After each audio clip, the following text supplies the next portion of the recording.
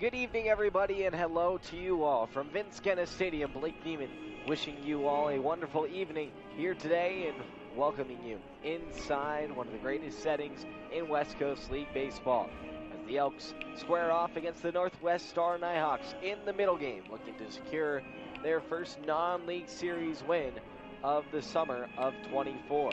Elks were able to win last night 5-3, got a little bit closer than many expected, but the Elks ultimately got the victory 5-3 over the Ridgefield Raptors feeder team, getting themselves back on track. Now 25 games into the season, approaching the halfway point of this West Coast League summer season, season number 25. Don't forget, it's a special season for the Elks, and it's going to be celebrated in firework fashion tomorrow night. But before then, we'll get to today's ball game as the Elks look to secure this series victory over the Nighthawks. But before we get to that, let's get to our pregame show guest, Simon Lemke, helping shut down the victory in Game 1 for the Elks, going the final 3 frames and recording a few strikeouts along the way. Learned a lot through his first year at collegiate level at Columbia Basin. He's being able to bring a lot more wisdom and appreciation, gratitude all across the board here into his second summer with the Elks. The hometown kid, Simon Lemke, a product of Mountain View High School, our pregame show guest today as we get ready for Game 2 between the Bend Elks and the Northwest Star Nighthawks right here on the West Coast League Baseball Network.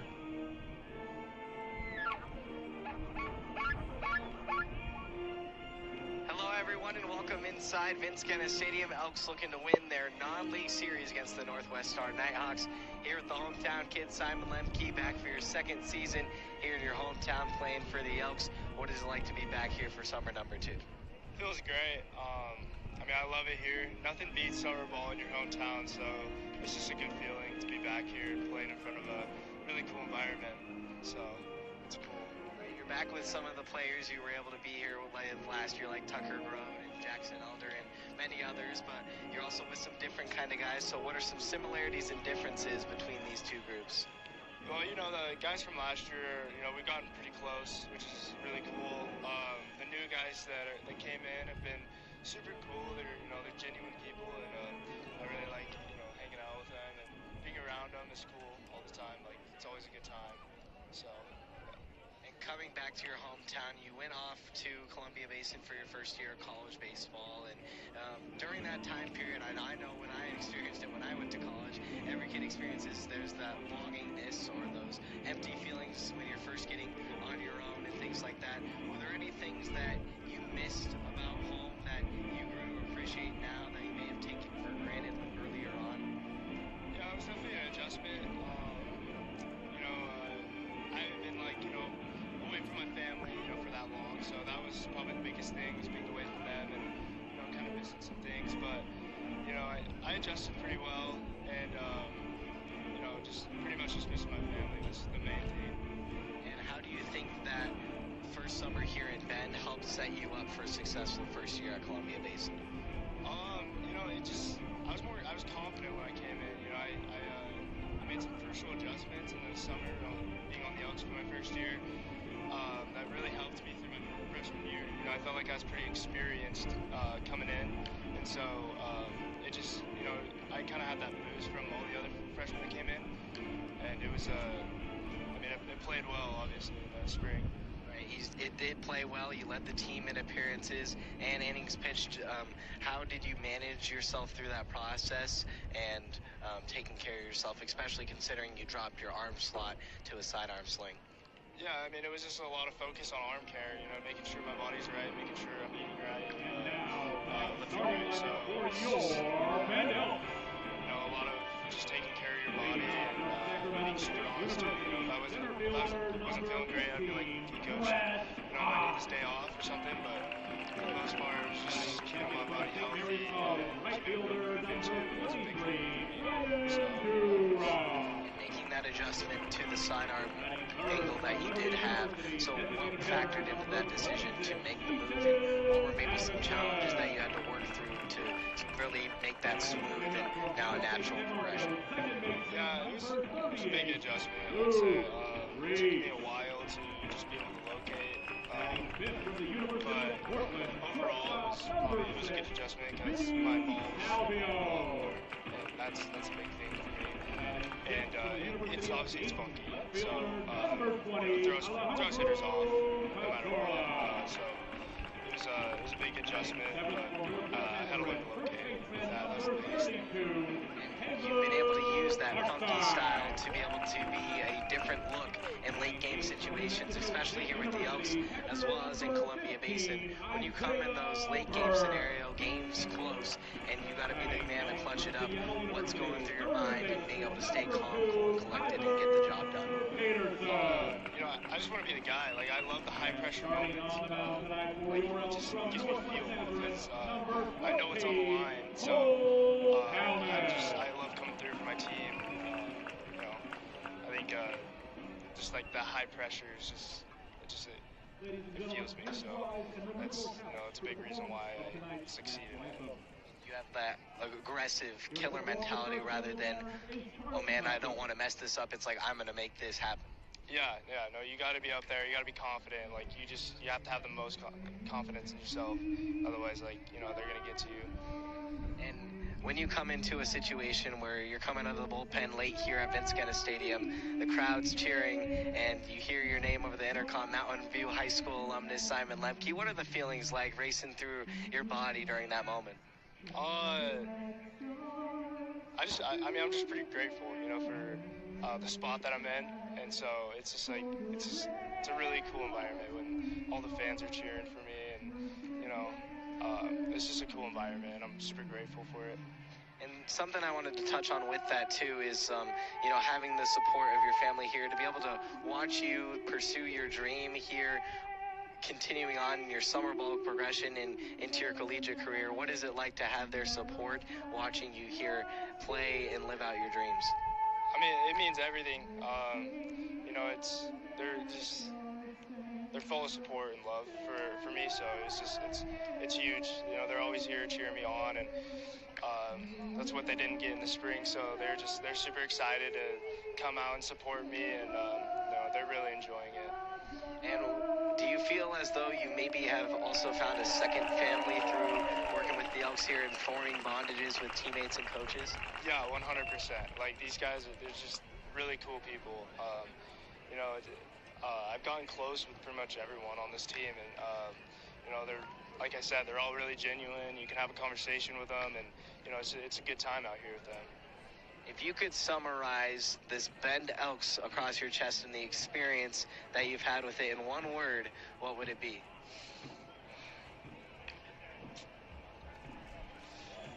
Electric. It's been electric through these past 2 years. Just the energy. Like, I've never been a part of a team with so much energy. Like, that's my one word, electric.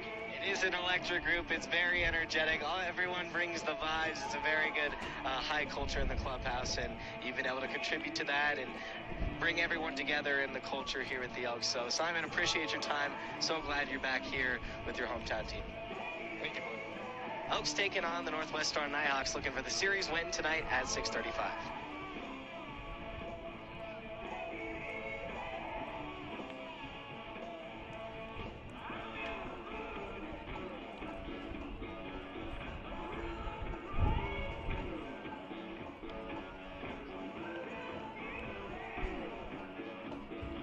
Thanks so much to Simon Lemke, our pregame show guest, as we get ready for game number 2, the middle game between the Elks and the Northwest Star Nighthawks. Out on the mound from Northwest Nazarene is Cole Calnon, Mr. Two-Way star for the Elks this summer. The former Springfield Drifter from a summer ago has come to Bend and brought his two-way talents with him. He's been a standout for the Elks on both sides of the ball, helping Bend along the way, and will look to lead them to victory here in his 5th appearance on the mound this summer, with his latest coming against the Raptors here at home last Sunday when the Elks dropped that one 4-3. We'll start off against Andrew Israel, center fielder, to lead off for the Nighthawks. Bend winning 5-3 last night. Northwest All-Star. try and do the same here today. Secure the series victory. First pitch from Calnon is on the way and home for strike one. 6:36, just about a minute behind schedule here from Vince Skenna Stadium. Cloudy, overcast day. Weather has kind of taken a spin. It was hot temperatures all of last weekend when the Elks were taking on the Raptors.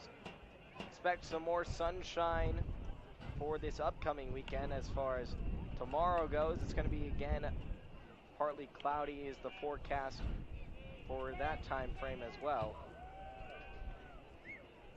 So hopefully it'll turn up here soon. Around Vince Skenna Stadium, it's going to be around 90 degrees next homestand when the Yakima Valley Pippins comes to town. Chopper to third, throw to first in time for Tyler Peterson to put away Israel. So good start to Colt Calnon, working with his battery mate Isaiah Berg, 2022 Elk, holding it down behind the dish. Over at first for Ben is Caleb Karpstein, another hometown kid we've had the pleasure of talking with throughout the summer. 3 hometown boys on this Elk squad this summer. Over at second is Luke Reese. At shortstop, Vinny Salvione back out on the diamond after getting just his second day off this summer. In the series finale against the Raptors. One hopper over to Salvione, and he hasn't lost a step. Doesn't miss a beat as he tosses that one sidearm across the diamond for out number 2. Weak contact work by Calnon. Of course, holding it down at third is Vinny Salvione. Or excuse me, is Tyler Peterson, right to the left of Salvione. While Quentin Ungwai is put away for out number 2. Jason Nagler accounted for 3 of the Raptors' 5 hits yesterday, including an RBI. He'll step in his now 3-hole spot in the 2-hole spot yesterday. The Raptors' 2 and 3-hole hitters accounted for all 5 of the hits for Northwest Star yesterday. Their series opening loss to the Elks. Over in left is Alejandro Cazorla. In center is Brett Ott, and right Brian Duroff. Round off the field today here for the Elks. Calnon trying to extinguish this side in the first. The Elks toe taps and readies on home with the 0-2. Fires away for ball 1. Berg takes the twirl to keep it in front. Then in its 25th game, in its 25th season, signifying another victory here tonight at Vince Skenna Stadium. 1-2, weak hop over to second, picked up by Reese on a scoop throw to first in time to retire the side. Good start for Colt Calnon as usual. It's back to business as we head to the bottom of the first inning. Elks bats coming up around the corner here on the West Coast League Baseball Network. The fan with the closest guess to the actual attendance will win a prize, and the winner will be announced after the end of the 8th inning.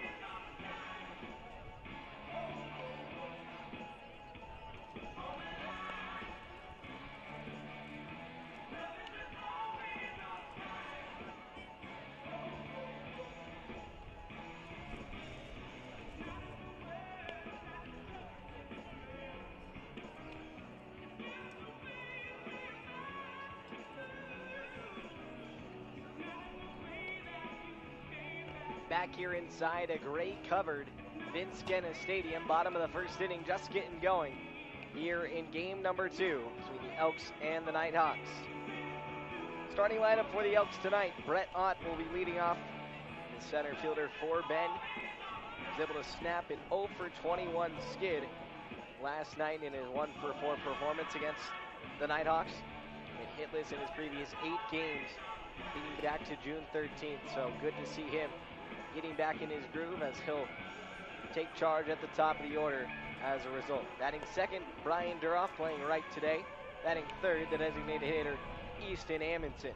Cleaning up for the Elks will be the second baseman, Luke Reese. Batting fifth, the shortstop, Vinny Salviel. Batting sixth, the left fielder, Alejandro Cazola. Batting seventh, the first baseman, Caleb Karpstein. Batting eighth, the catcher, Isaiah Burke. And rounding off the lineup in the 9-hole, the third baseman, Tyler Peterson. As Cole Robinson will get ready on the hump. Right-hander rattles off the first pitch. 75-mile-an-hour breaking ball to start off to Ott. Misses outside, 1-0. Ott, the Sacramento State Hornet, was finally able to find a knock last night. It's 1 for 4 performance. High chopper over to first. Scoop underhand. Ott dives toward first and he's safe. An infield single for Brett Ott. Once hitless for 8 games, now has a hit in his last 2.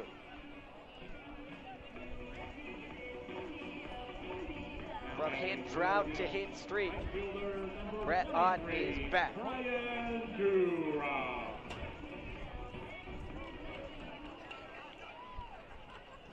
Luke Porter scooped it up, tossed it underhand to try and get it to Cole Robinson, but Robinson couldn't quite get on the speed ramp to beat it out.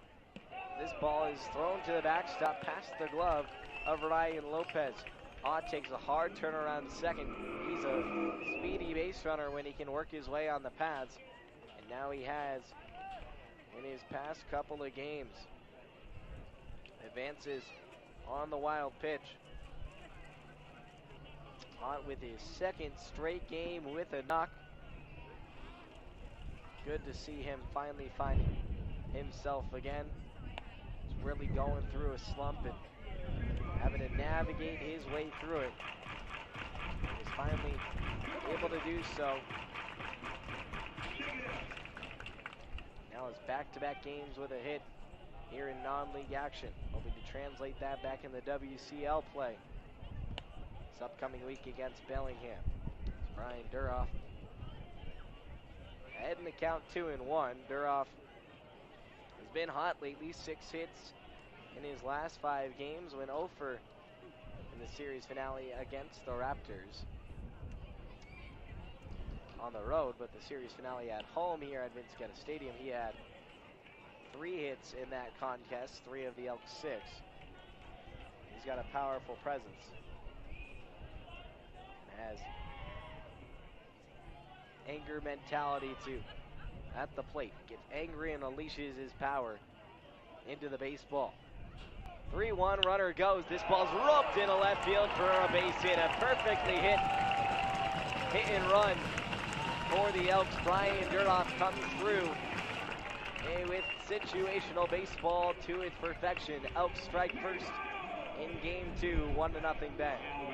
For the Elks, designated hitter number 26, Easton Amundsen.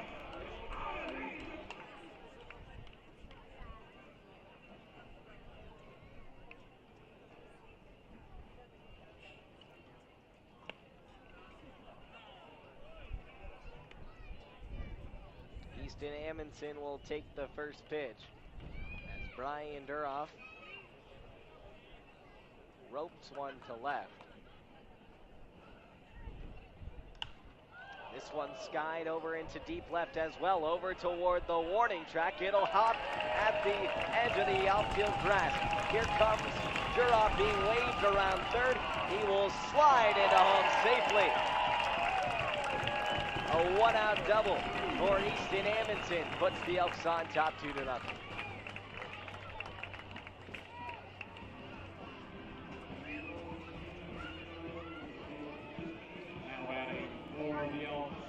baseman number 38, Luke Reese. The Elks team leader in doubles does it again with his 6th of the season.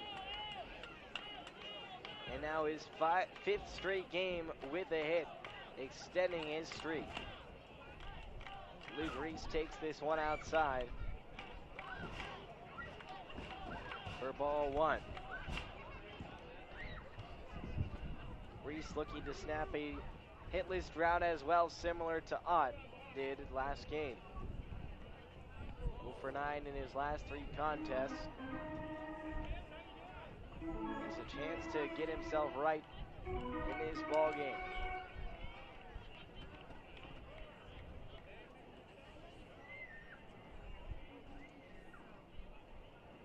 Elks now with 3 straight base runners in the frame. Back to back hit, 3 straight hits to start it off.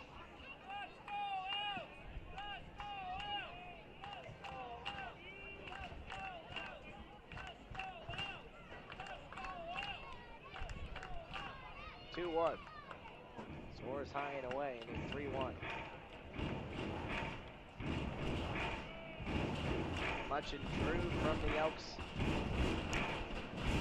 Hopping on the Nighthawks early as they did yesterday, but 3 of Ben's 5 total runs yesterday came by way of RBI walk. This ball's one hopped on a skip right into the glove of Jace Nagler. He tosses it across for the first out of the inning. Now batting for the Elks, shortstop number 6, Vinny Salvio. Here comes Vinny Salvio, and the shortstop savant will step in from the right side. Team leader in games played, playing in his 23rd game overall of the 25 games for the Elks this season, as he knobs one over towards second base on the ground, picked up by Tyler Eisenhunt. He'll toss it to his counterpart at first for out number 2. Ben utilizing his bats more for offensive production this game. 3 RBI walks yesterday were more so gifted those opportunities. This time they've gone out and earned them. 3 straight hits to start the game, including 2 RBI. 1 from Brian Duroff and 1 from Easton Amundsen. Alejandro Cazorla straps in from the right side. Watches the first pitch low for ball 1, 1-0. 2-0 lead for the Elks here in the bottom of the first inning.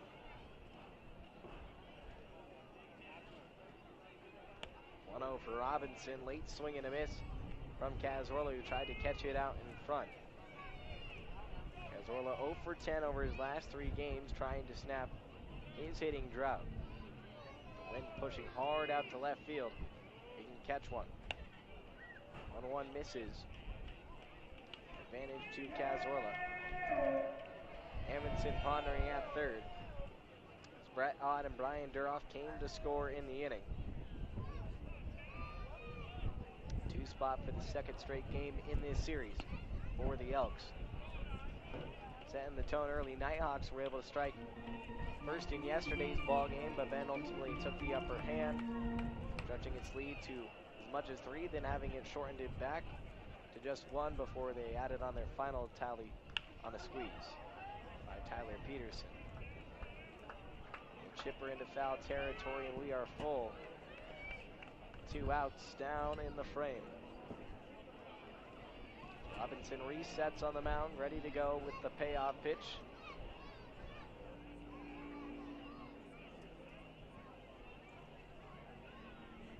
Three-2 delivery. This one whacked on the ground over toward the left side, picked up by Nagler. Throw to first is on the money for out number 3. So the Elks start with 3 hits, come away with 2 runs, and then follow with 3 straight outs. It's 2-0 Elks by a pair as we head to the 2nd here on the West Coast League Baseball Network. 86th birthday to Marilyn Thomas.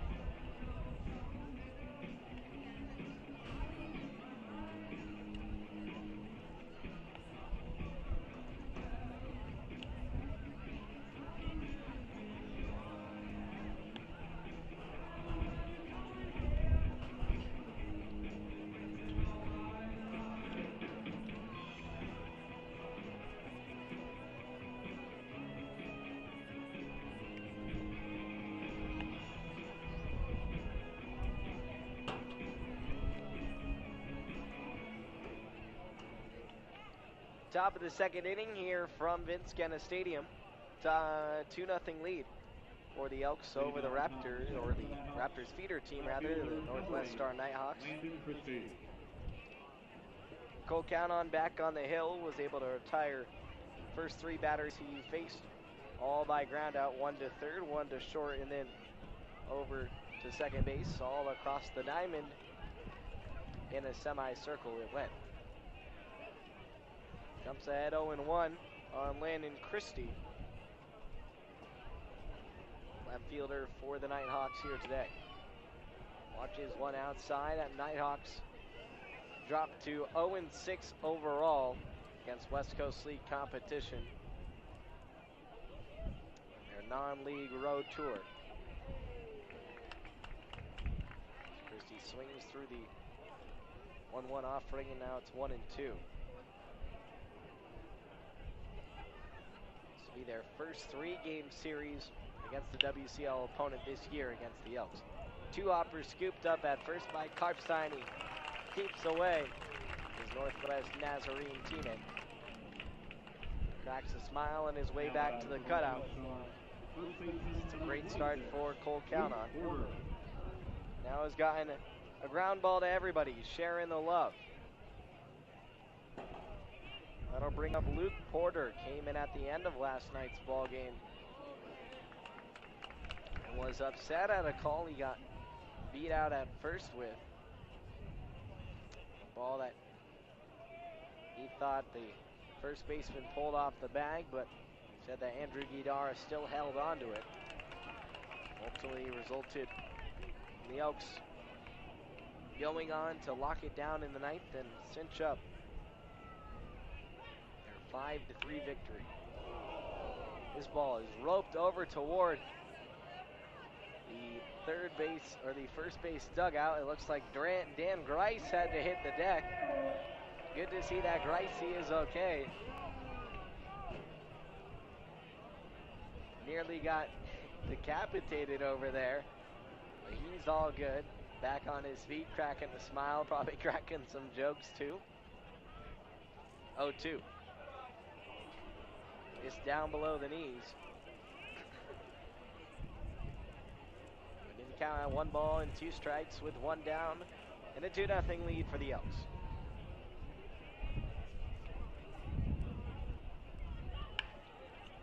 Ball rolled over to first, backhanded by Karpstein. He stabs it, throws it up in the air, and Cole Count-on comes down from flight and safe lands on the airbag below.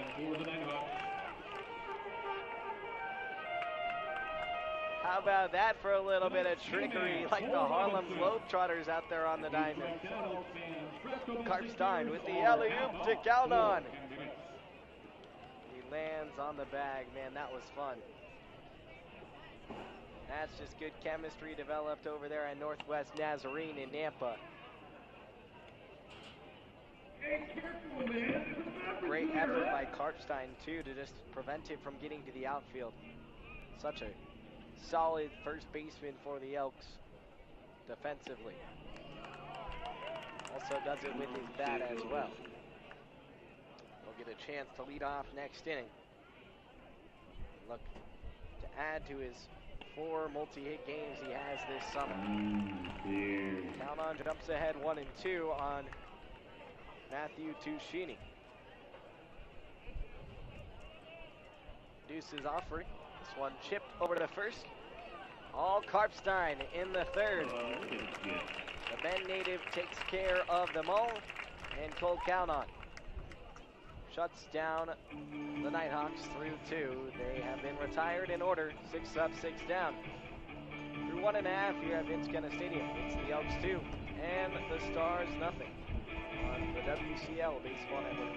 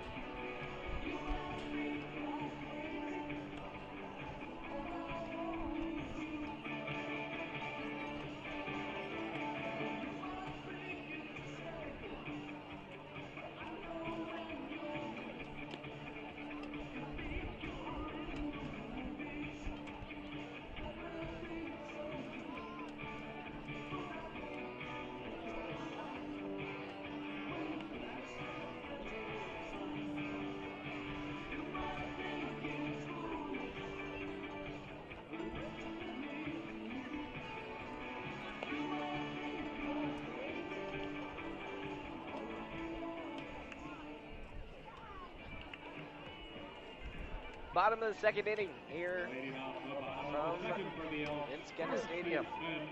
2-0 lead. Elks on top here early. The Bend native Caleb Karpstein steps in. 7, 8, 9, part of the order here for the Elks. Elks got 3 straight hits to start the ball game here today as Karpstein takes the first one outside from Cole Robinson. Little Cole v. Cole out on the hill here today. The Elks Cole count on. Trying the first 6 he's faced.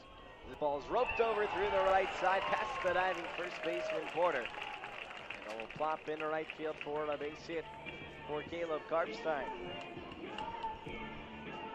Now adds to his hit streak of 2 consecutive games. 2 hits in the series finale up on the road against Ridgefield. Continues to stay hot in his return to home turf. Isaiah Burke will get ready from the right side. 3 hits in his last 5 games with the New Mexico State Aggie and Springfield native. Burke with 8 hits on the summer. 3 of those over this recent stretch, including a home run over at Walla Walla. This ball gets behind Burke and it grazes his back. He's going to be able to go along down to first base with a free pass. First one of those that's been handed out by Ridgefield pitching here today. Elks were able to take advantage of much more walks yesterday for the early going of the ball game. Ended up walking 6 times overall, and 3 of those came with a run. Tyler Peterson taps the plate and straps in from the left side. First pitch to him is in there right on the money. Peterson starting to find who he was after a very slow start to the summer. He's now on a 6-game hit streak, longest of any Elk this season. With his former Lower Columbia teammate trailing right on his tail.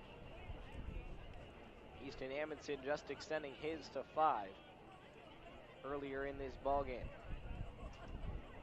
Robinson gets in on the hips of Peterson, who dodges out of the way. This will advance each base runner 90 feet for Bend. Karpstein into third, Burke into second. Now 2 runners in scoring position here for the Elks and a chance for Peterson to plate a couple. TP 9 for 23 over this 6-game stretch. After a slow 0 for 12 start to the summer. 2-1 misses down and in. Ball 3. Peterson has been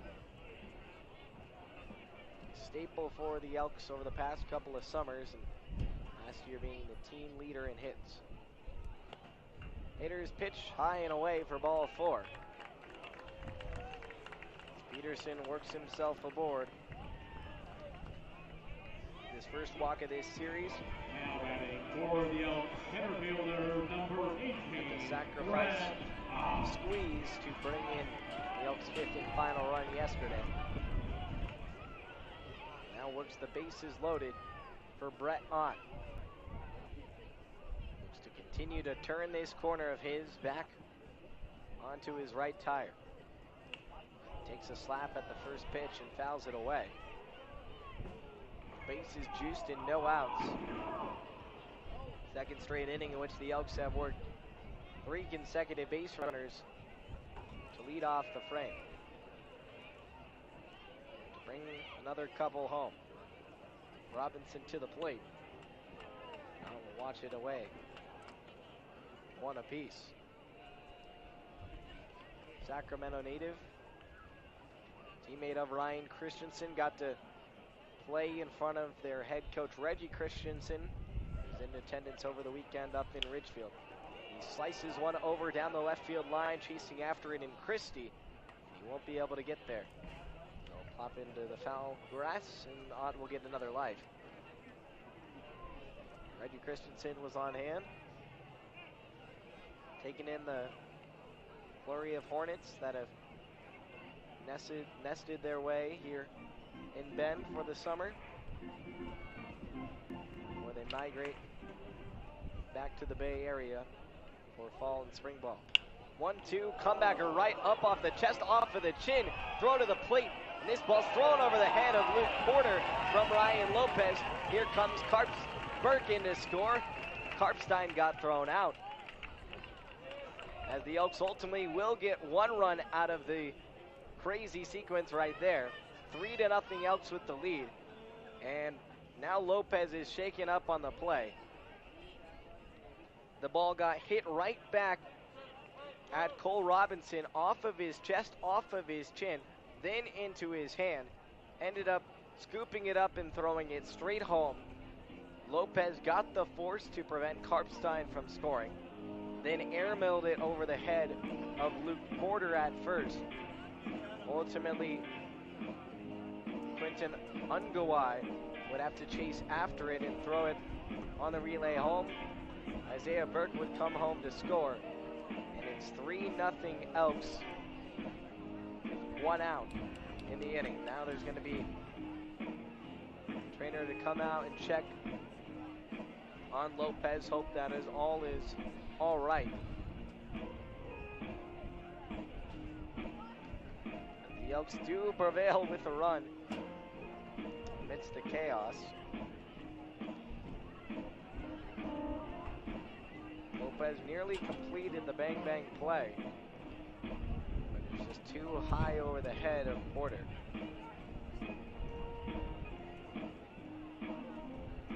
Looks like that right leg that Lopez is looking at. Didn't quite see what happened, but I'm assuming it would have had to come on the contact with Karpstein. Came across home plate.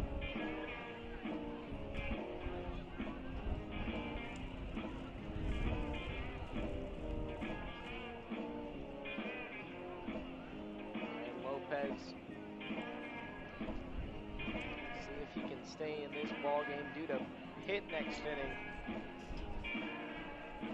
for Northwest Star, and it looks like they're going to go and try and get a new catcher from the bullpen to come into this ball game. Fortunate way for Lopez to go out of this game. He was trying to make a play on top of a play, maybe doing a little bit too much, but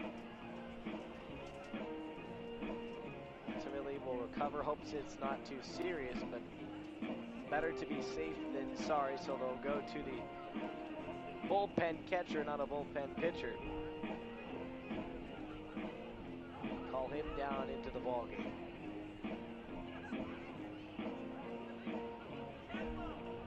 As Peterson is now at third, and Ott is now at second as Burke came in to score.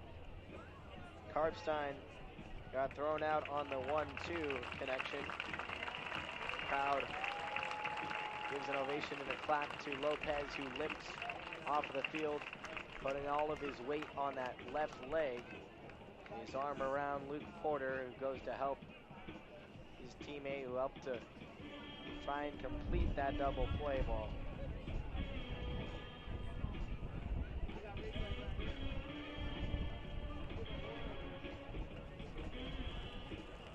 Isaiah Burke comes in to score. The Elks do lead it 3-0. Quick injury intermission here. One of the new catchers gets loosened up, and we'll get a couple of practice pitches just to get the feel. Gets geared up. Johnny Kemp out chatting with Tyler Peterson.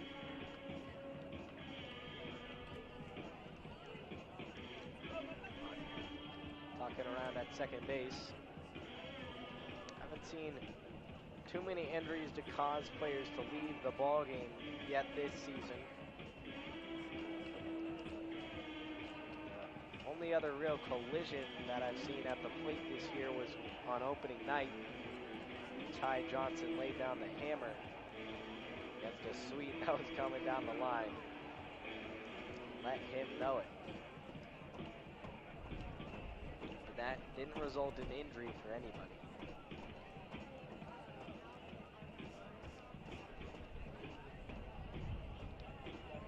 Good offensive action for the Elks thus far. 4 hits on 3 runs. Total for Ben is there's going to be a new catcher now come out from the bullpen.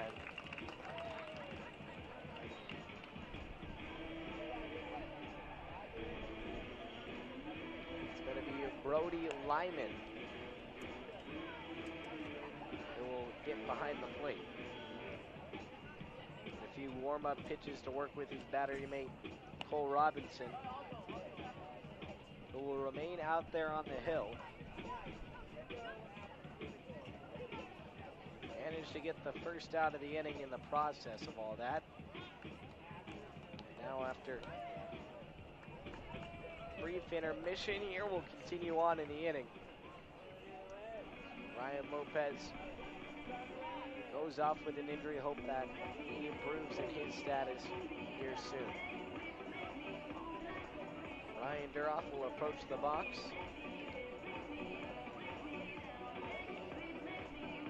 Brett Ott now on second on the fielder's choice. Now batting for the Elks, right fielder number 23, Ryan Duroff. While Tyler Peterson at third.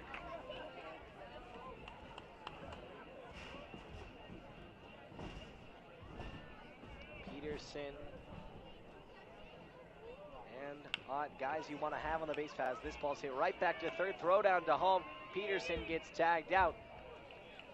Right as Lyman comes into the ball game, he's forced to make a play. He's able to stay on his feet, and so is Peterson. Who, although quick, couldn't beat out that race down the line. Number 26, Ethan Anderson. That ball was hit right back to third base. Easy play for Caden Hernandez, who actually pitched last night for the Nighthawks. Ends up making the play in the field. This ball flared over into shallow left center field over toward the line. It's going to drift into foul territory from Easton, who will clap his hands and get a second life. He's hoping to do so. Ridgefield has been able to spoil off this bases loaded opportunity with no outs for Ben. Staring down the pipe of only gaining 1 run out of it. Runners on the corners here for Amundsen and an RBI double in his last at-bat. Follow up Brian Duroff. Also had an RBI before grounding into that 5-2 putout. 1-1. Slowing away. Duroff will advance to second base. Peterson getting taken off the paths on the tag out at the plate. Applied by Brody Lyman. This ball scorched over to first, just past Dan Grice. That's the second one that's come his way. Nearly got decapitated earlier, but was able to limbo his way out of the way. Fell all the way to the ground in the dugout. Got the little pick-me-up from Alan Cox. Now has to watch out for this one off a hot shot of Amundsen's bat. 2-2. This one's lifted high into center field. Now speeding up is Israel toward the track, toward the wall, and it's going to drop off the bottom of the wall. Back-to-back RBI doubles for Easton Amundsen. Brings home Brian Duroff. And Brett Ott as the Elks extend their lead. Now to 5 here in the second. 5-0 early on. Lou Reeves.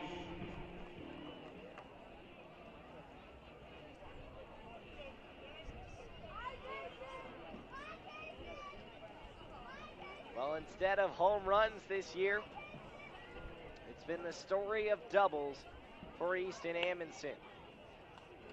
Now his 7th double of the season, closing in on Luca Double DePaulo from last year, who had a WCL leading 17.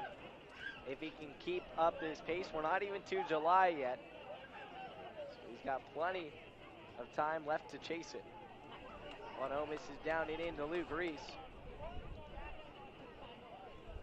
Couple of RBIs come on that one from Easton.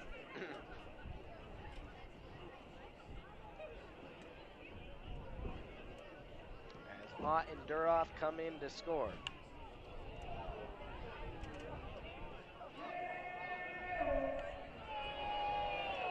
Three runs in the frame for the Elks. The ball was hit well straight away to dead center. Any other part of the ballpark, it probably would have been out. As Israel significantly misjudged it, started a slow jog and then sprinted after he realized, oh man, this ball is way over my head. Got on his Charlie horse and couldn't quite get to the wall. Here's Luke Reese, grounded out in his last at bat. Hitter's pitch to the Cougar. Punches it high and away. 4-4. The 2-out rally continues on here for Ben. Vinny Salvione will step up.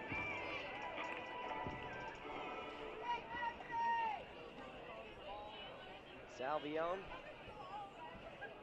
as we mentioned before, Iron Man in terms of games played of this Elks order, as he flares one into shallow right field. It's going to dump in there for a base hit.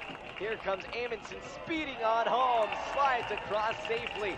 Salvione to second. He's going to be called out. He's frustrated at that.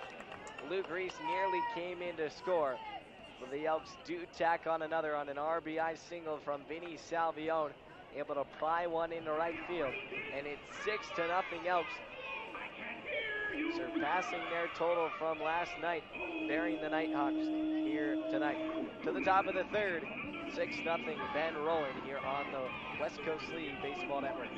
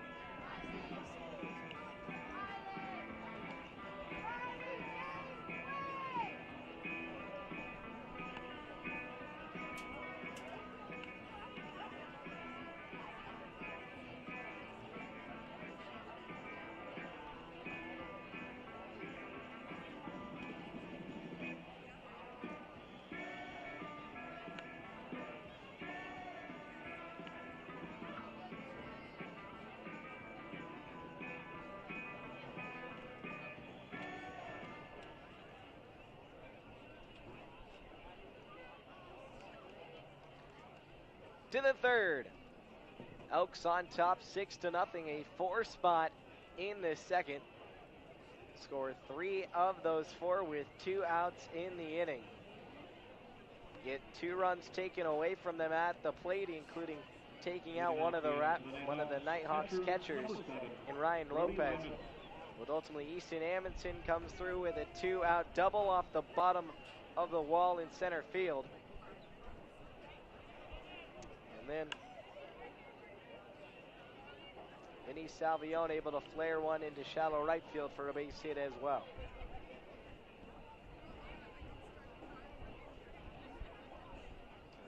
Cole Callan ready from the right side, fires home. Will miss down and in. Callan has retired all 6 batters he's faced thus far. Ryan Lopez, who was due at the plate this inning, going to be replaced by Brody Lyman. Take over for him.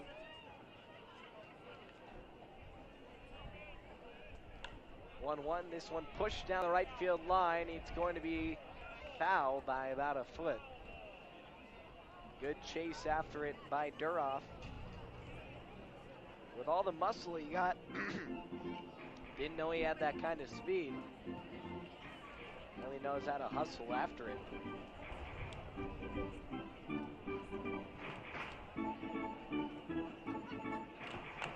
Lyman looking to get this Nighthawks lineup going. This one's chipped back to the dugout, to the net. Now there's count on. Set to face the bottom third of the order here. Caden Hernandez awaiting on deck. Tyler Eisenhut waiting in the hole. 1-2 from Cole, misses high and away. Now Cole isn't such a strikeout heavy guy. He's mainly going to work the weak contact and have his defense work behind him, but as we were talking to Danny Sales, Elks former head coach up in Ridgefield, he's a guy who's going to fill up the zone. He's going to do a job. Him and Reed Madariaga, some of his favorites. Breaking ball chipped away. Lyman able to stay alive. His count on thus far this season. Only 8 strikeouts in all, but he's only surrendered a total of 6 earned runs. Those were in each of his first 2 appearances. Over his last 6 innings, he's not allowed a singular earned run. This ball picked up off the ground, gunned over to first in time. Thrower out number 1. Count on using his fielding abilities, his middle infielder skill set on that one. Picks it up bare hand. Guns it over to first base to keep the perfect game thus far intact. Caden Hernandez, who came in to pitch the final 2 innings for the Nighthawks last night, now get a chance on offense. Two-way player versus two-way player. 1 for the Nighthawks and 1 for the Elks. Hernandez surrendered just 1 earned run on that Tyler Peterson sacrifice squeeze. 0-1 wave and a miss out in front, draws some oohs and ahs from the crowd. Count on working that breaking ball. He's got a different mindset when he's up there on the mound than when he's at the plate. 0-2. Hard out in front for strike 3. That's strikeout number 9 on the season for Cole Cowron. His first of the ball game. Now we'll welcome the last member to bat in this first time through for the Raptors. Cowron trying to face the minimum the first round through the order. This is the first pitch low and away. Count-on says he's more of aggressive, Michael Jordan killer-minded up there on the mound. When he's at the plate, ready, almost has to get angry, get himself fired up, trying to attack, trying to battle and win a fight up there, separating by 66 1/4 inches. 2 balls and a strike now with 2 down and a 6-0 lead for the Elks. Rolling over the Nighthawks so far. 2-1 breaking ball hit on a skip just past the glove of Tyler Peterson. As he slaps the turf in frustration, thought he could have stifled that one off. It's just able to squeak its way into left. First hit of the ball game for Northwest Star. So it takes to the bottom man in their order, but ultimately Ridgefield does not get retired in order. They're the first time through. Now at the top of their lineup, once again, Andrew Israel will step in for Northwest Star. Grounded out to third, over to Peterson's way in his last at-bat. 0-1 will miss off the outer edge. Nighthawks look to get some offense going. We're able to muster 3 against the Elks last night. Hoping to get more widespread offense, only from the 2 and 3 hole hitters. Jason Nagler and Colin Schiller. Schiller not in the lineup here today. Nagler grounding out in his first at-bat. 1-2, rolled over to the left side and whiffed up by Matt Salvione. Lost it at the bottom of his web. Rare defensive mistake for Vinny Salvione. Normally a shortstop savant. Coughs up that one. First error of the ball game here for the Elks. Sets up an opportunity for a runner in scoring position for the Nighthawks. Quinton Ungawai at the box. Watches the first pitch across the outer third. 0-1. Eisenhunt at second and Israel at first.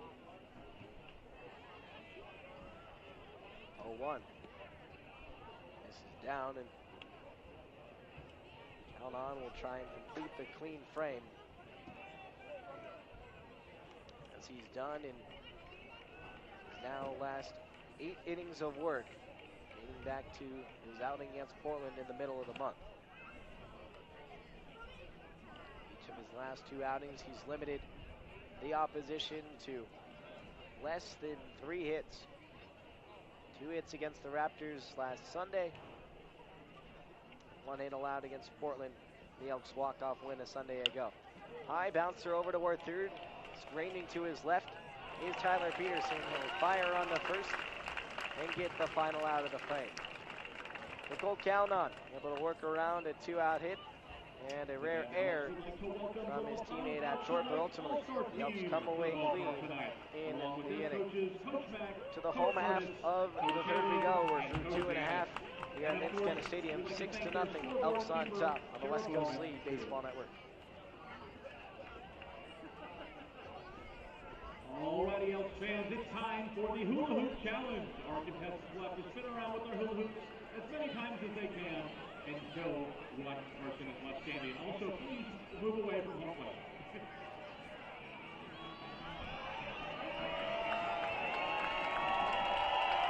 Looks like we have a winner.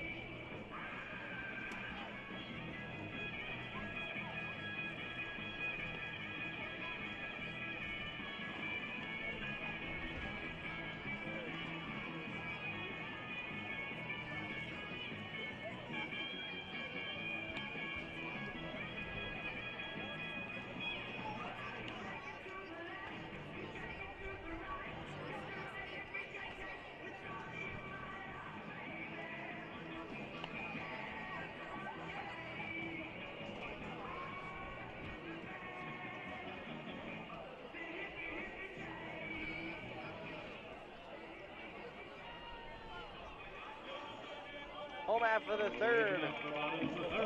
Elks on top 6-0 over the Northwest Star Nighthawks. Alejandro Cazorla at the plate, 6, 7, 8, back half of the lineup here for Ben this inning. This pitch misses down to Alejandro. Grounded out to short in his first at-bat. Elks ultimately coming through with 4 runs in the last frame, 3 of those with 2 outs. Vinny Salvione ultimately getting thrown out as he was trying to round first, headed towards second. close play at second base took away that opportunity. Keep the inning going, but now looking to entourage here in the third. Ben limited to just 5 runs on 9 hits yesterday. Already have 6 hits and 6 runs here today, so off to a better start. On this cloudy afternoon here at Gena. This ball bounced to third, tough play. They're going to call it foul territory. Zorla will come back. Alejandro hoping to work out of the slump. He's had his hot start to the summer. Actually, the hottest start to the summer yet. I believe he was somewhere around 6 for 8 in his first few games, and then went through an 0 for 14 slump. Found another hot streak. Now gets hit in the helmet. Loses his helmet as he falls to the ground. That pitch went awry. His teammate Caleb Karpstein going to come and check in on him. Alejandro, he's pretty tough. Appears to be okay. Immediately hit the deck as he got decked in the helmet. Now batting for the Elks, first baseman, Scary number moment, but 32, all seems to be all right at the moment. Zorla wears it for the team, as you could say on that one. Caleb Karpstein looking now for his 5th multi-hit game of the summer at his first hit of the game earlier tonight. This ball's flipped from second at Eisenhunt over to Nagler onto first for the 4-6-3. First double play of the series for the Nighthawks. Now batting for Ben, catcher number 15, Isaiah Burke. I'll bring up Isaiah Burke. That's his unique warm-up approach toward the box. His unique torque. He's rubbing his hands on the turf, getting himself feeling the environment around him, the surface below, where his cleats are set. Really getting a tangible grasp for the environment around him at the plate, and I like his strategy. Helps you feel truly a part of whatever setting you are in. Gotta be one with the baseball gods, because I talked with Burke about this, is that whatever you do to baseball, baseball is going to give back to you. So if you treat the game right, you're going to get treated back right in return. But if you treat the game wrongly, then don't expect anything to go your way. 2-1. Bouncer over right into the hands of Johnny Kemp. Rocking the long sleeve pullover here today. A little bit chillier out.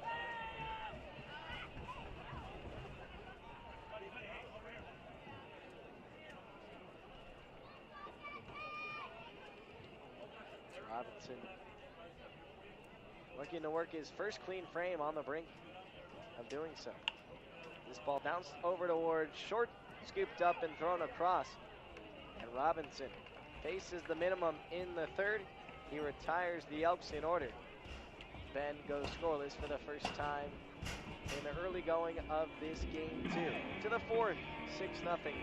Elks still dominating early against the Nighthawks on the West Coast League Baseball Network.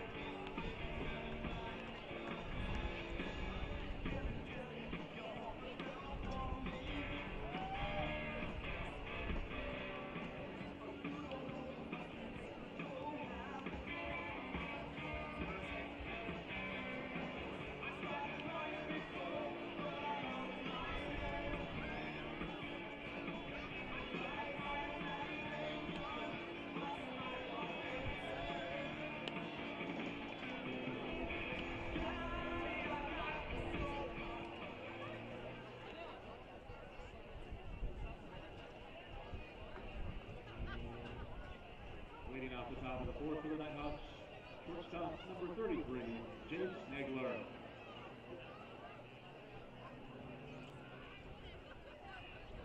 Top of the fourth inning, 6-0 Elks on top and rolling early on. This ball's chipped over to the third base side by Jace Nagler. 3-4-5 needed the order up here for the Nighthawks this inning. Cole Calnon has continued to work finally on the hump.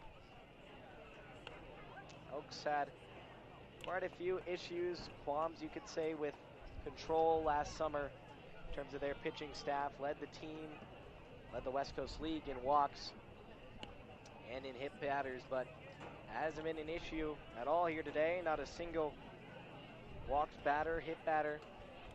Ben this season overall ranks with fewest walks and fewest hit batters in the league this season. This ball's whacked back up the middle, right where it came from Nagler. Works himself aboard on a leadoff base hit now. Second straight inning in which the Nighthawks have had enough. Nagler has his fourth of the series. For the 7 total hits for the Nighthawks over the past couple of contests. First pitch home, chipped away.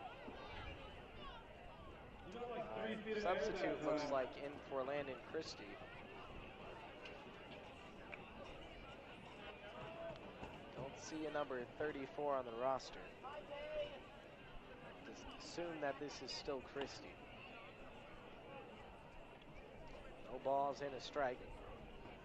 Start off to him. Let's go count on the native of Snohomish, Washington.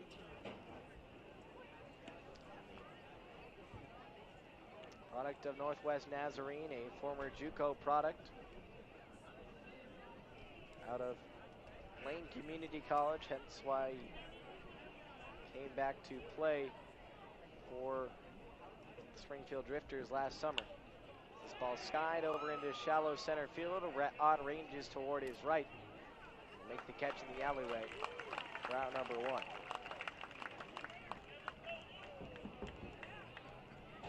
Luke Porter now comes to the plate. Luke Porter. Ended up grounding out in his last at-bat on a pretty unique play that the Elks had over there at first. Caleb Karpstein ranged his way off the bag, spearheaded it wide of first, wasn't going to have time to get back, then flipped it up, and Cole Calnon got up there. I mean, he's about my height, and just jumped up in the air and brought it back down like it was an alley-oop or something. This ball is crushed into deep right center field. Ott working back, he makes the catch over the left shoulder. Good chase by Brett Ott, stretching his range out there in the outfield. Moving from right center to left center, covering a lot of ground. Tonight's K-Man, Cole Robinson. Reminder that if he strikes out, draft domestics are half off for 10 minutes. That's Matthew Cicchini. Cole Robinson, the pitcher here today, as this ball's flared down to first, foul. Cicchini grounded out to shortstop in his last at-bat in the second.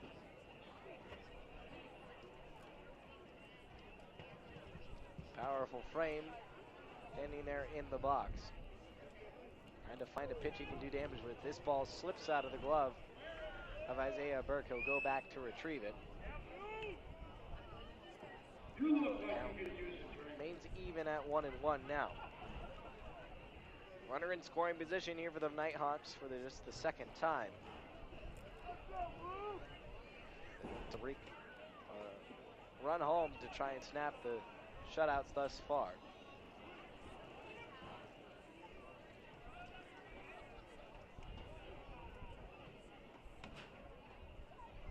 One from Calnon. Bouncer over toward first. 2 hops right into the glove of Caleb Karpstein. Swipes the bag in time to end the inning. Elks hold the Nighthawks scoreless for the fourth consecutive inning. We head to the bottom of the frame. 6-0 Elks dominating early here on the West Coast League Baseball Network.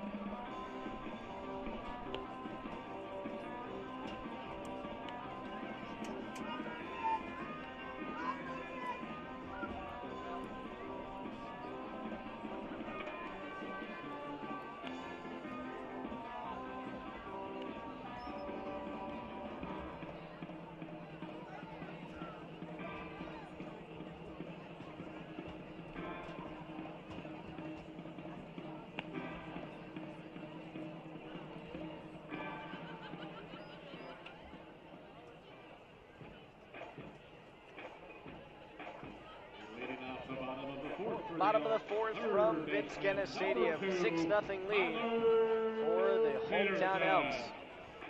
Elks went scoreless for the first time tonight in the last frame. Will look to get back into the scoring column once again after scoring 6 across the first two frames. 2 runs in the opening inning and 4 in the couples frame.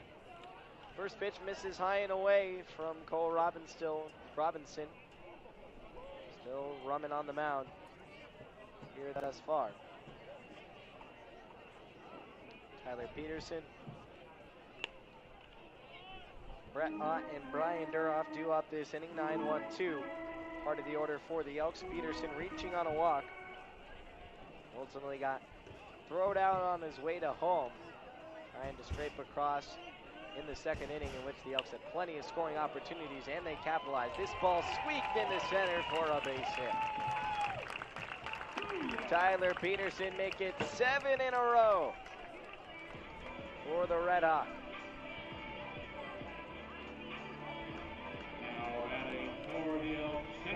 The second-year Elk is beginning to shine once again. Starting to really find his groove once again at the plate. Brett Ott has been able to reach twice and scored 2 runs for the Elks today. Looks to have a multi-hit game in his second straight game with a hit. Not able to snap his 0 for 21 skid dating back to June 13th against Springfield. Yesterday's ball game against the Nighthawks, and has continued that to lead off hit to today's game. He plays to the shift perfectly and hits it to the backside of Jace Nagler. It'll plop right into left field. The Elks perfectly execute the plan. Peterson goes from first to third, and it's a multi-hit day for Brett Ott. For the Elks, right fielder number 23, Brian Duroff. Brian Duroff now to the box. Reached on a fielder's choice in his last at-bat and had an RBI single in the first, has scored 2 runs in all. As for Ott, just his now 10th hit of the season, and his 3rd multi-hit game, his first multi-hit game in nearly 25 days. Last one came on June 5th. The Elks' 5th game of the season against the Corvallis Knights. He swipes the bag for his 6th stolen base of the season.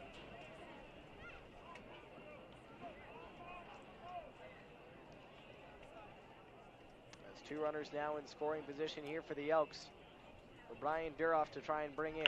Duroff lifts one off the turf Pop down into the bullpen area of the Nighthawks.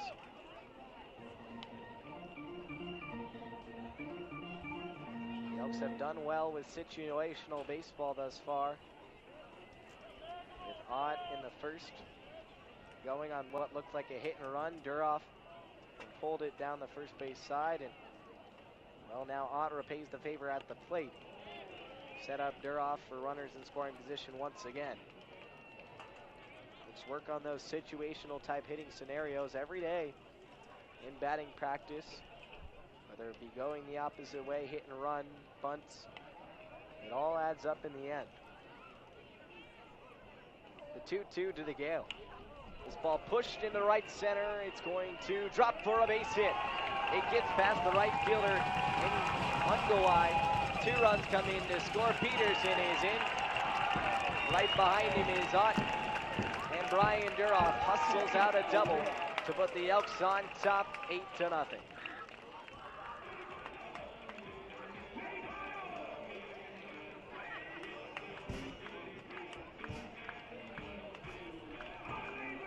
Ungawai charged hard in on it, and it skipped right over it.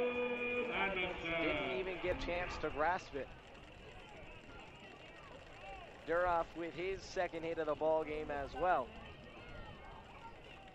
Bringing up Easton Amundsen, who has 2 doubles of his own here tonight. We'll see if he can leave the yard. Amundsen with 3 RBI in this ball game. The Elks now extended to 8 runs, add a pair more to their total, looking to try and make it double digits now. It'd be their second double-digit game in their last 5.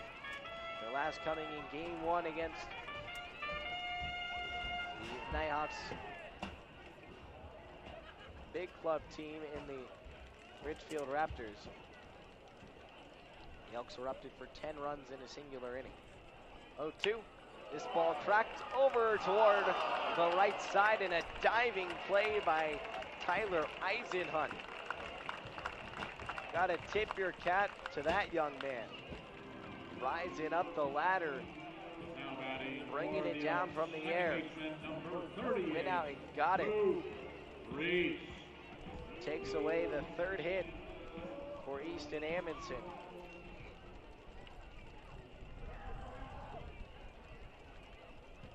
Ryan Duroff still at second. The first out of the frame is recorded, and it wasn't an easy one for Eisenhunt to get. Luke Reese will watch this one sail outside.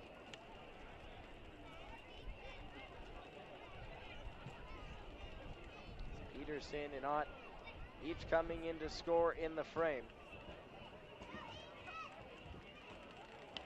Ott has now scored 3 runs. Peterson his first after getting tossed out 90 feet away. His last chance to get home. Luke Reese hoping to get his first knock. Several Elks have been able to get a base hit already here today. Hoping to join them in that effort. He's 0 for 10. His last 4 games at the contest. 2-0, swing through. 2-1. Abnormal stretch for Reese here in the summer, as he's been consistent as ever during the year. 363 average over his 3 years at Cal State San Marcos. Consistent as they come. Duroff went on the pitch this time. The Elks couldn't quite execute the hit and run. They've been 2 for 2 prior to that in hit and run scenarios. I like the aggressive base running calling though from both Johnny Kemp and Alan Cox. Well, as Dan Grice over there at first, hoping that he doesn't get another hot shot coming his way here tonight. It's already been close enough. 2-2. Pop up into shallow left. Center fielder Israel will make the catch, and I don't know what happened on that throw, trying to get it into the infield. Fell out of his hand or something, I don't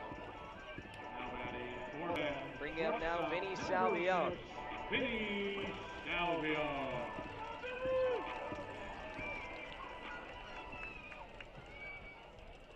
Now Salvione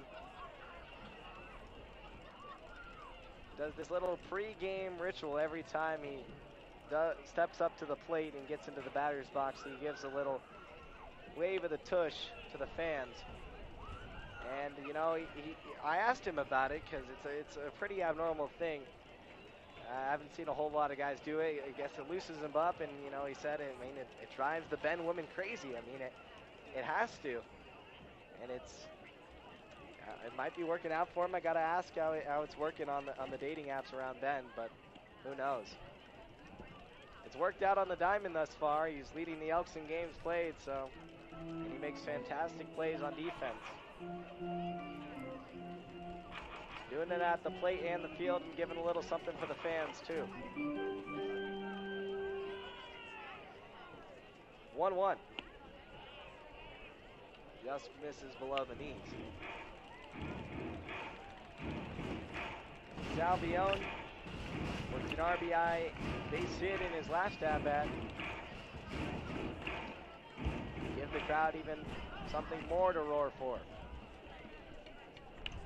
2-1 hacked away. Deuces across the board. 2 balls, 2 strikes, 2 down. Runner on second base for Ben. Brian Duroff awaits in scoring position.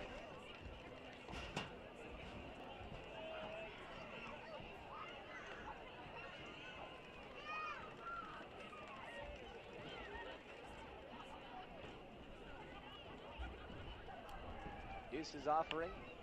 Once again chopped away. Salvione staying alive. Now Salvione, he's an athletic guy. I was watching him throw the football the other day, and that guy could have played quarterback in high school if he was a little bit taller, but he was slinging that thing farther than a lot of his pitching teammates that were throwing it around as well. I mean, he threw one about 20 feet from home plate into right field. 20 feet into right. So about, I don't know, over 110 feet in total distance. He can really huck that thing. He's got the moves like Jagger, too.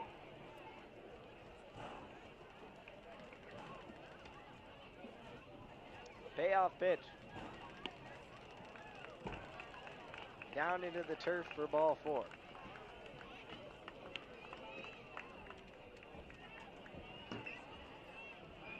Now batting for Ben, left fielder, number 20, Alejandro Cazorla. Alejandro Cazorla will now come to the plate, and this might be the end of the line for Cole Robinson. Gonna have the conversation on the hill. Salvione is able to work his way to first, reaches for the second straight time.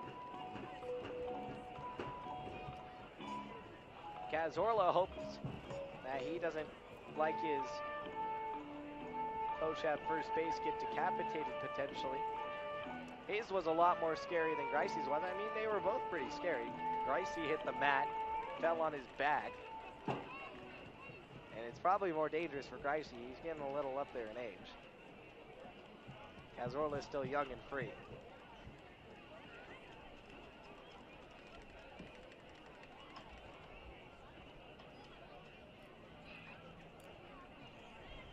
Alejandro steps in from the right side.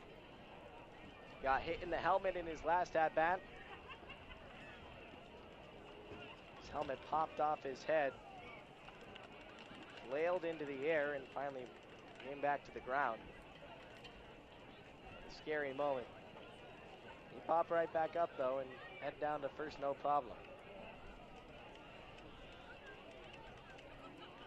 Robinson rattles off the 1-0. Hack and a miss for Cazorla.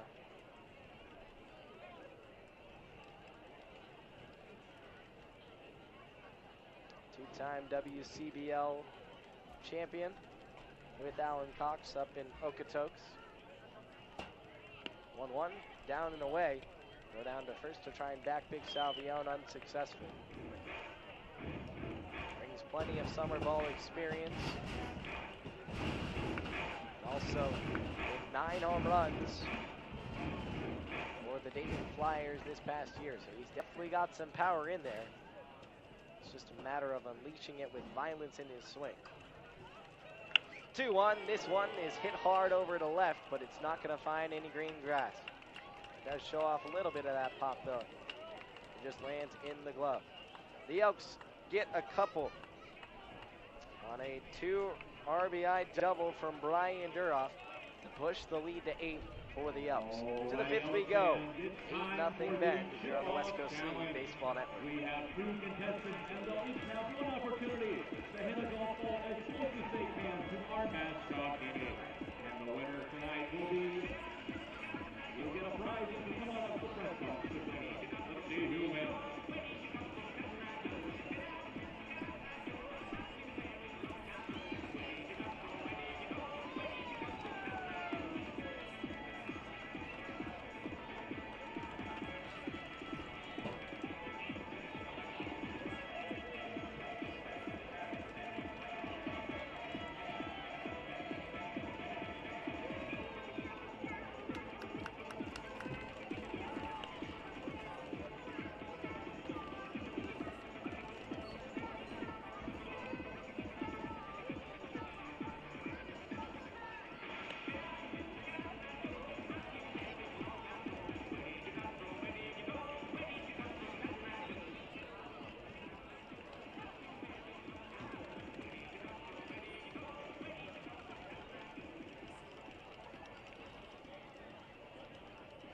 Pitching for the Elks from the University of Washington, number 39, Will Woodward.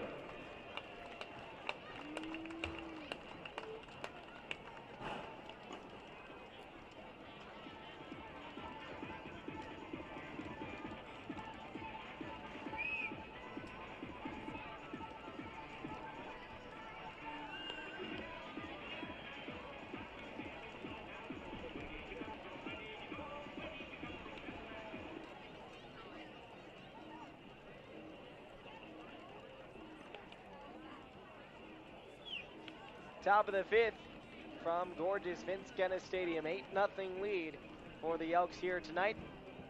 Rolling over Northwest Star Nighthawks, looking to secure their non-league series win here on this Saturday night in Central Oregon. Will Woodward takes the hill for Bend, making his 2nd appearance of the summer. Appeared in the series finale against the Ridgefield Raptors here at home last Sunday.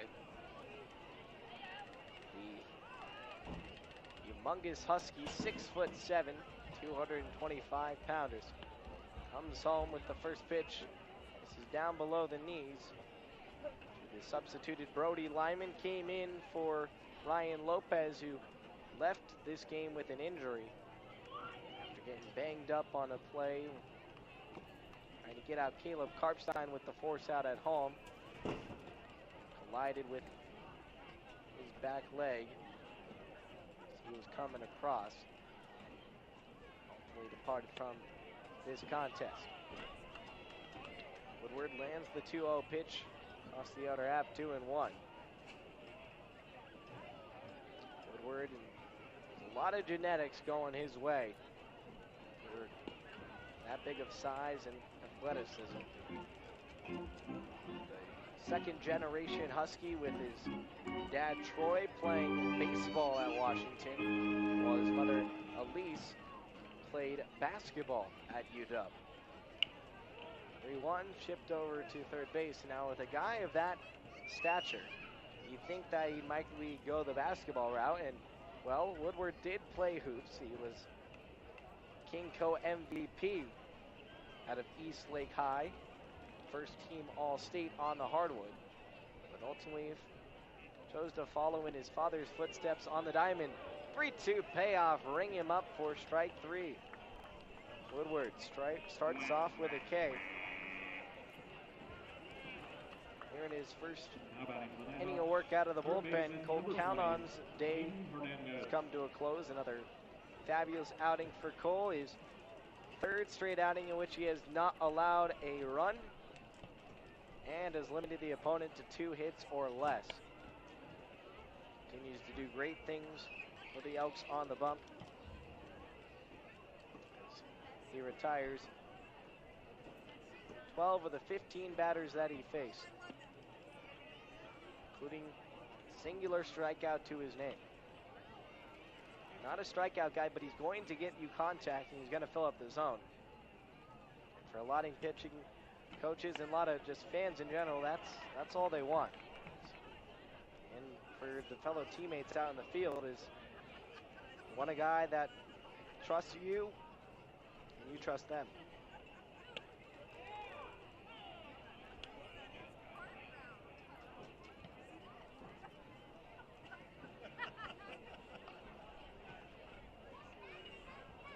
Two and two. Woodward comes home. This one flared into shallow right field over to Ward. Brian Duroff, who works under it, for out number 2.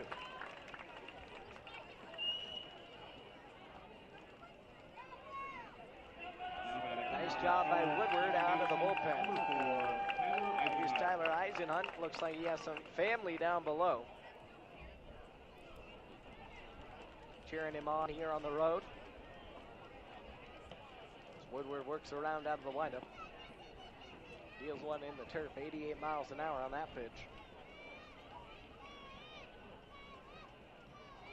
Woodward was ranked as the number 26 overall prospect and number 5 southpaw coming out of the Apple State Indian class.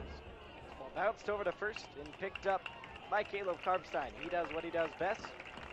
Taps the toe to the bag and ends the frame. We're halfway through here at Vince Guenna Stadium. It's the Elks 8 and the Northwest Star Nighthawks nothing on the West Coast League Baseball Network.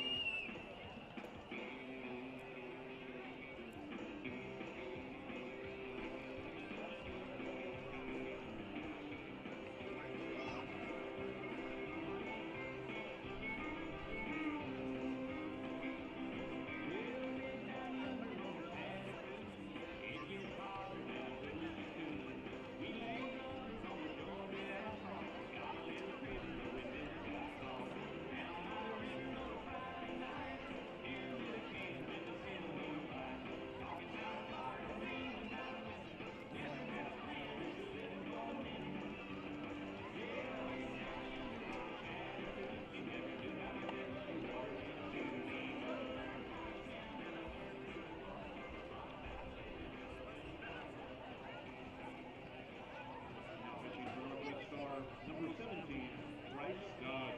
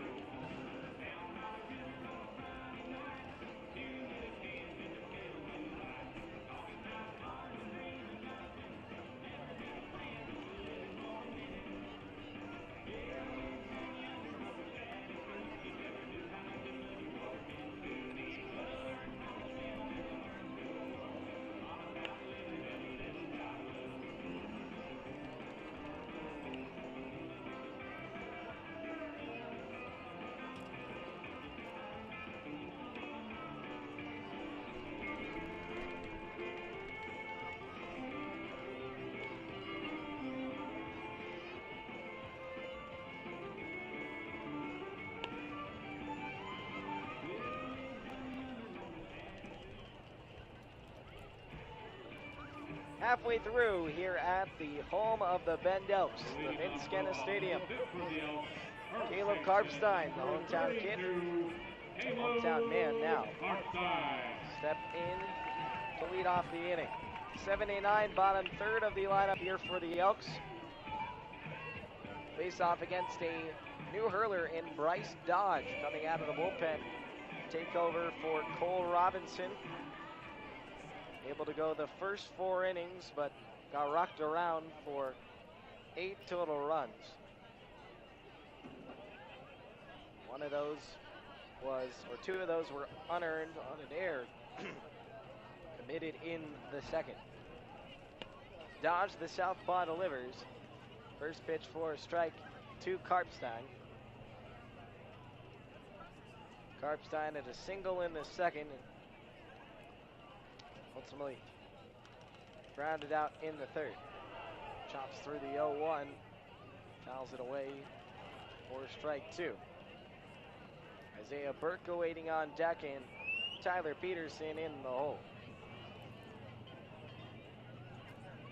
Dodge shakes, now nods. Delivers the 0-2 offering. Looping breaking ball is swung on and missed for strike three.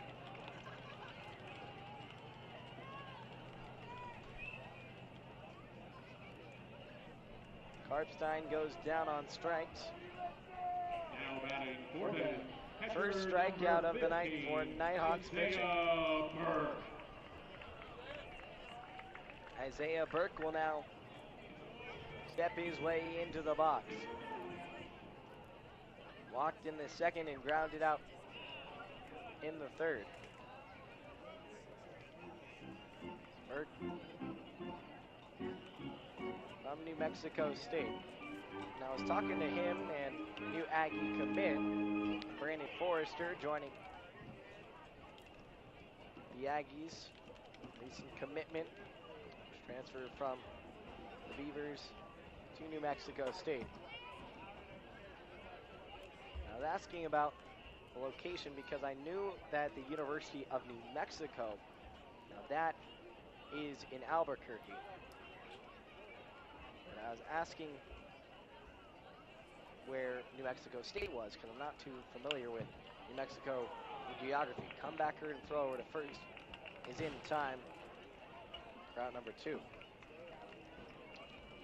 Ultimately, I figured out that it's in, they told me that it's in Las Cruces, which is only about 40 minutes away from the New Mexico border. But apparently, it's in their player contracts that they cannot go to the Mexico border during their time while they're playing. This ball's chipped over to second base, scooped up and throw across to first in time for out number 3.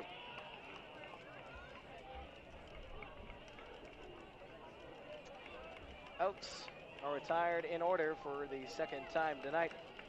Nice job by dodging danger out of the bullpen. As we head to the 6th, 8-0. Bend still rolling here on the West Coast League Baseball Network.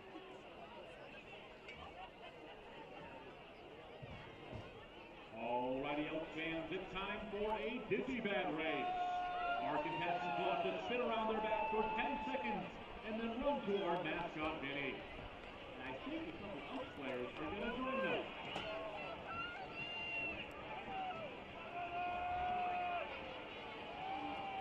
Let's give them a countdown. In 3 seconds, it's time to start spinning. 3, 2, 1, spin!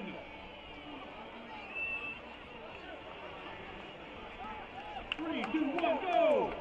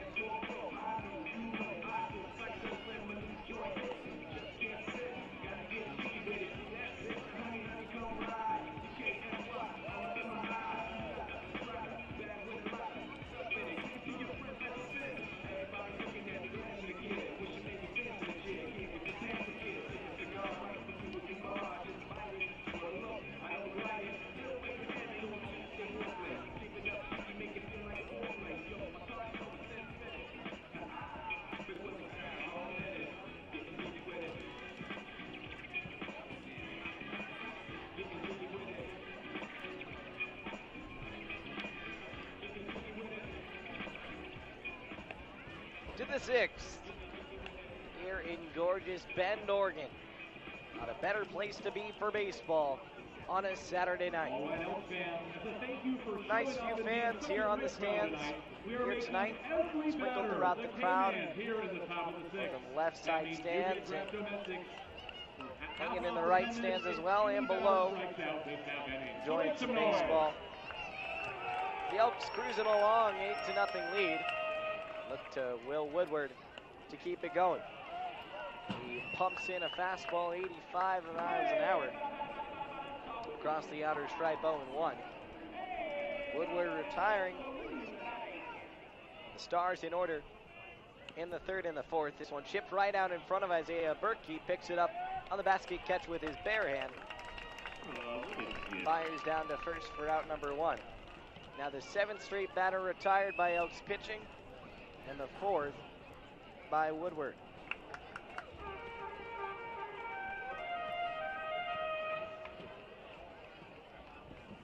This will bring up tonight's K-man and Quentin Ungwai. Hasn't struck it out yet here tonight. Elks pitching with only 2 punch-outs here thus far. Change from the previous game, in which the Elks were able to strike out the Nighthawks 11 times in total. This ball is bounced over toward third. Tyler Peterson scoops it up off a couple of hops, throws it to first in time. Another fast out number 2.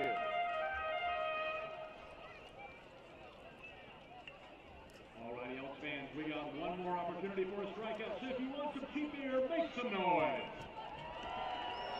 That'll bring up Jason Nagler. This will be the hardest man they're going to double up on the game in this inning. Nagler has been the offensive force of this series for the Nighthawks. Beautiful pitch from Will Woodward. Big time bender. Got Nagler way out in front on that offering.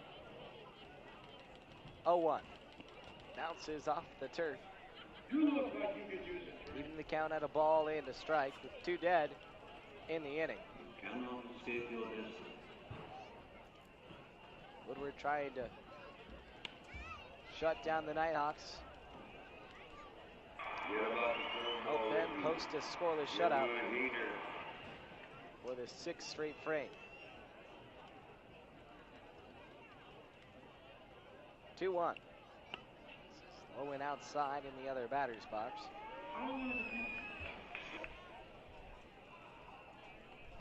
Nagler accounting for 4 of the 7 hits in this series for Northwest Star.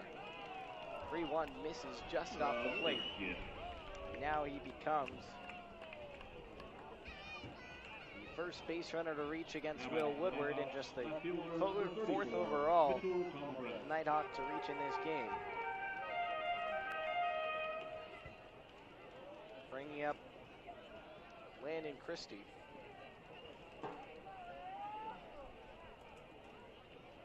Christie 0 for 2 today with a ground out to first and a fly out to center field.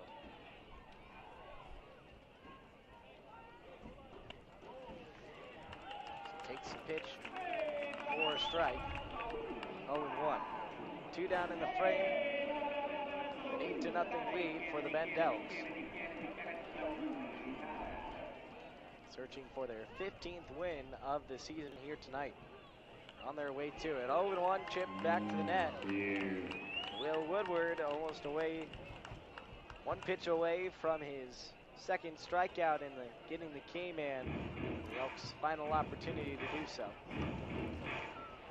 Or alcohol sales stop in the 7th. 0-2. Breaking ball swung on and missed for strike 3. Will Woodward gets the K-man in the Elks' final chance.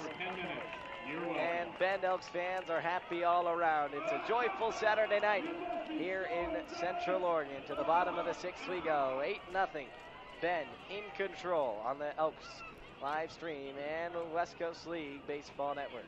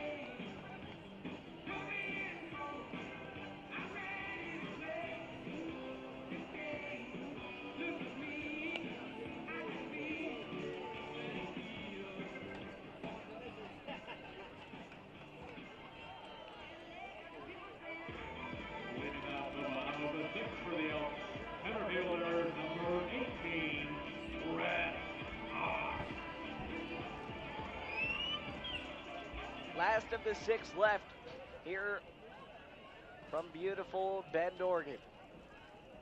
Clouds are starting to clear away, making for a nice ending to this ball game. Sun coming to peek out for a little bit before it goes to rest here tonight. 8-0 lead for the Elks. Been annihilating the Nighthawks so far in this non-league tussle in the high desert. Brett Ott leading off tonight. Bend back to the top of their order, heading now to the 4th time through. Ott takes this one outside low and away. He scored 3 runs tonight in this ball game, reached on a base hit in the 1st and in the 4th, and then earned an opportunity to get his way down to 1st in the 2nd on a fielder's choice. 3 times he's reached and 3 times he scored. It's worked out well.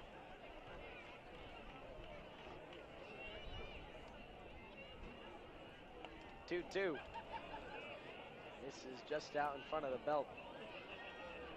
We will go full. Brian Duroff awaiting on deck, and Easton Amundsen in the hole. Duroff and Amundsen have each had really good ball games tonight. So has Ott, because his base running is so crucial. Can be overlooked sometimes in baseball, but Ott is so quick and so agile out there on the pads. Payoff. Clips the elbow guard, and that's why they wear them. Here it's a little bit less. It just bounces off a piece of plastic. So Ott reaches for the 4th time tonight. Have a day, Mr. Brett. And that'll bring up Brian Duroff. Benny the mascot tossing out some t-shirts to the fans below, jumping up for joy.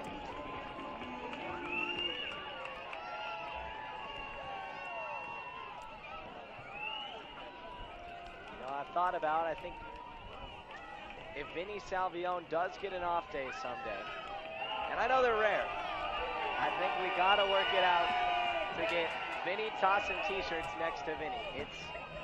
That would be awesome. Or maybe we have to have Vinny put on an elk antlers, elk heads. It's gotta happen.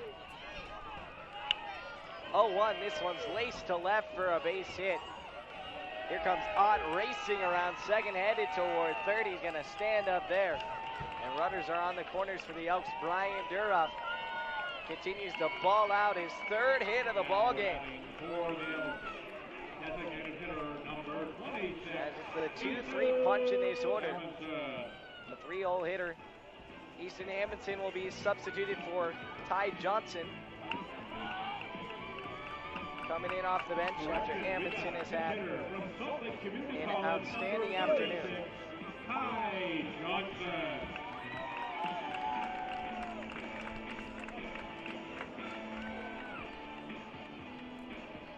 Salt Lake CC product and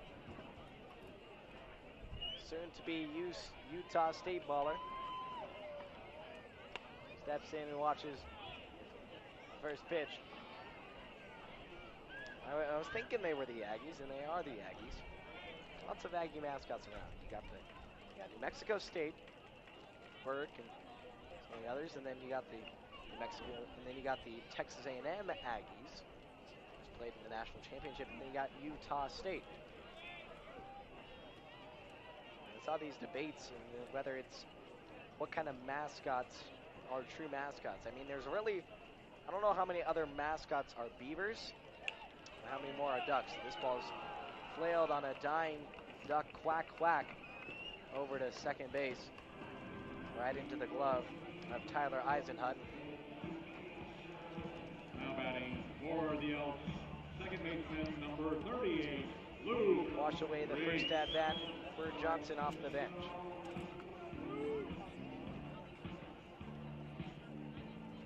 It's Luke Reese. Will strap in from the right side, ready to go. 1 out. The runners on the corners for the Elks, trying to get it to double digits here tonight. Reese also trying to work his first on-base opportunity here today in terms of a hit. He was able to work on base with a walk in the second, but has gone 0 for 2 outside of that. 1-0, Dodge is out of the way. The pitch from Dodge. He's able to do a little dance at the beat, tap dancing his way out of danger. Places a runner in scoring position now for Ben along with Ott. Now Duroff at second base. 2 runs waiting away for Luke Reese. 2-0. Reese once again has a ball come toward his legs, and he twirls out of the way and takes a hard stare at the mound. It looks like he got clipped on the back of his calves and fell down to his knees with severe pain.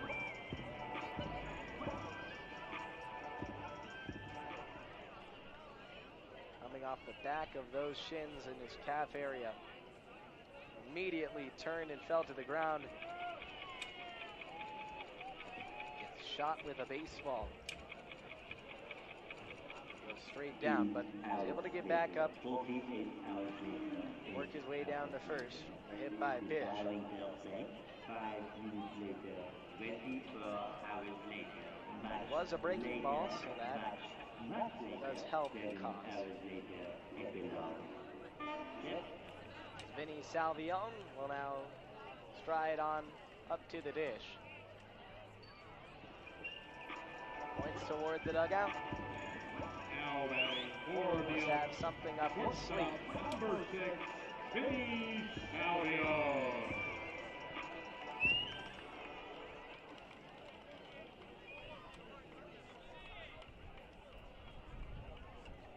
Sacks full for the Elks. Ott at third, Duroff at second, and Luke Reese at first. Southpaw Duroff for Southpaw Dodge. Comes down the hill with the first pitch and misses it high and away to Salvione. Vinny an RBI single and a walk in his last 2 ABs. Grounded out in his first. 1-0. Fastball right back where it came from into center field on a line for a base hit. The relay on toward home is not going to be in time. Brett Ott comes in to score. Salvione with his second ribby, and the Elks push the lead to 9. Now batting for the Elks, left fielder, number 20, Alejandro Cazorla.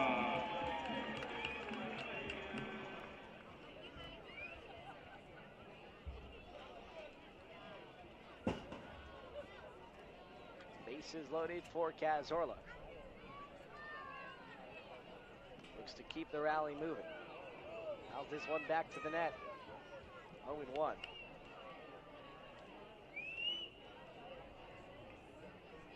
Duroff now at third. Reese at second. Salvione at first. Cazorla still in search of his first knock here tonight. Chips one off of third. Into foul territory.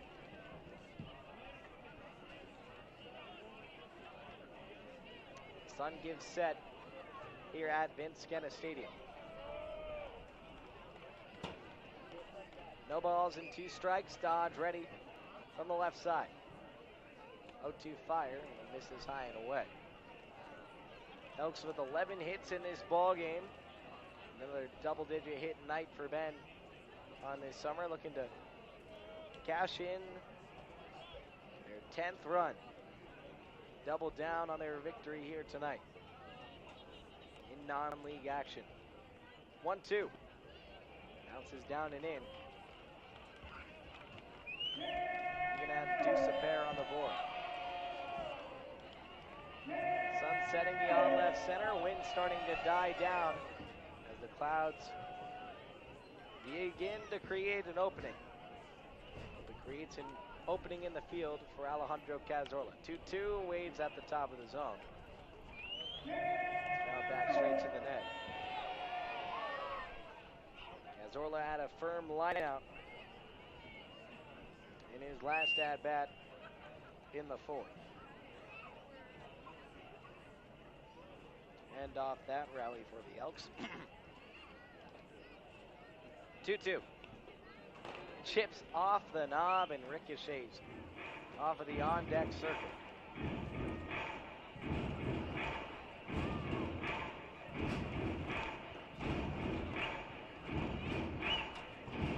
Two balls and two strikes. One dead in the frame. Then looking to put the exclamation point here on their scoring total thus far. 2-2, chipper off of third. Right into the palms of Johnny Kemp. Rubs off that baseball and keeps it clean.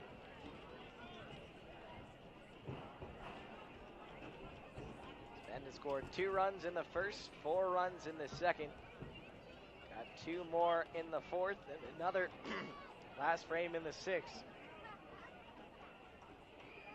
Cazorla waves and misses, goes down on strikes. They're 2 away.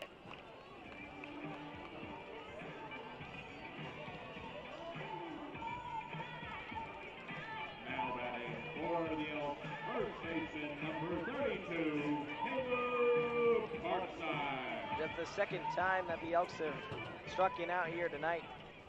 Joining Caleb Carpstein, who struck out the first batter that Bryce Dodge faced. Elks hoping to get more than just one here in the sixth. They head into the home stretch, 3 innings coming up around the corner. Tough lefty on lefty look here for Carpstein. 1-0, wave way outside. Even at 1-1. Nice to see the sun shine out, but it does create a blinding factor for some of the members at the plate. Chipper off for the front leg of Carpstein will take a stroll around the plate. Duroff, hard hustle down the line. He's all effort all the time. And that guy, he is just treats the game the right way, and that's a big theme I've noticed from this club. These guys, they know how to treat the game the right way. At the end of the day, that's how you earn the respect of the baseball gods and get what's given to you. 1-2. Carpstein flails one over toward left center. Ripped into foul territory.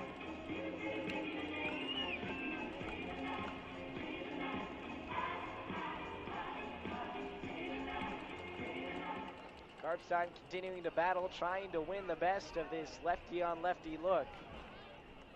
Dodge readies from the third base side. Here's the 1-2. Looping, breaking ball, drops just down and in. And it's 2s all across the board. Carpstein hoping to get that 5th multi-hit game. Just had his 4th of the season in his last outing against Ridgefield. Deuces a pair, and this ball's bounced off the front of the bat into the ground, came back around as Carpstein was whipping it around his head, and shot it over into the Nighthawks dugout. How about that?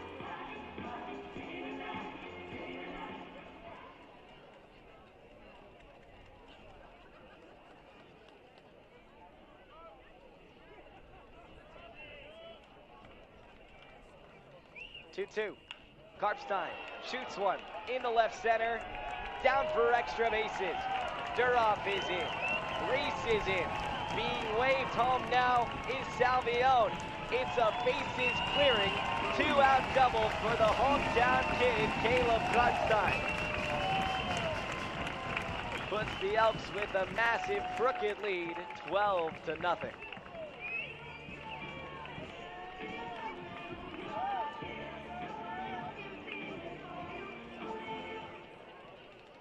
Carpstein wins the battle of the lefty-on-lefty look and prevails with 3 RBI to his name in his 5th multi-hit game of the summer. Nighthawks go to the pen. take a break and step aside here on the West Coast League Baseball Network. 12-0. Bend absolutely balling.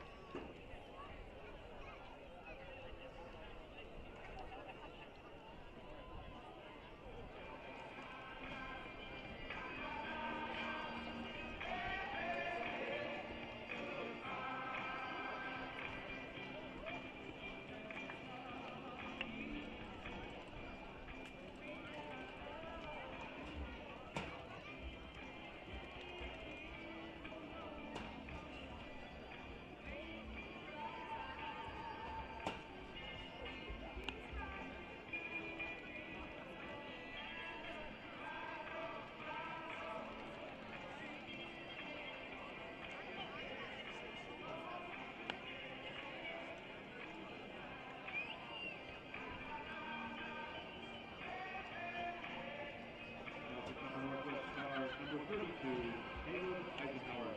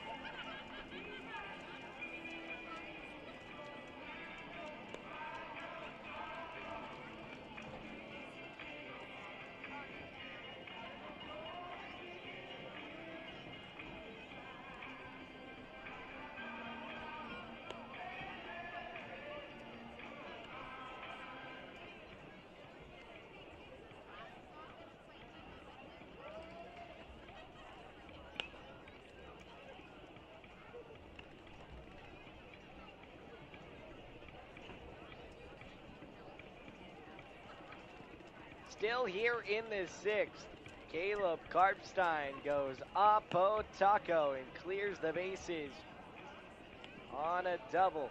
12-0 the lead now for Bend, who posts their second four spot of the ballgame. Come through with 2-out inning once more. Number 15, Isaiah Burke. Isaiah Burke comes to the box, rubs the turf and gets ready to go.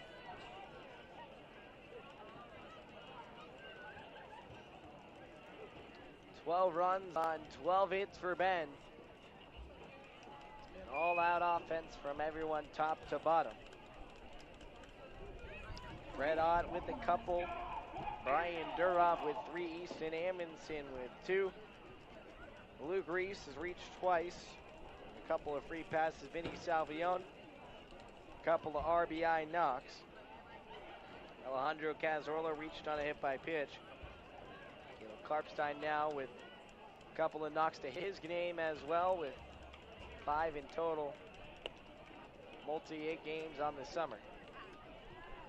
Burke watches this one at his head for ball 1, 1-0.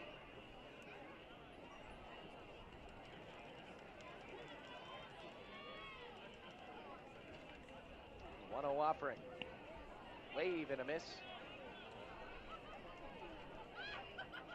Count at 1 apiece. It's Burke.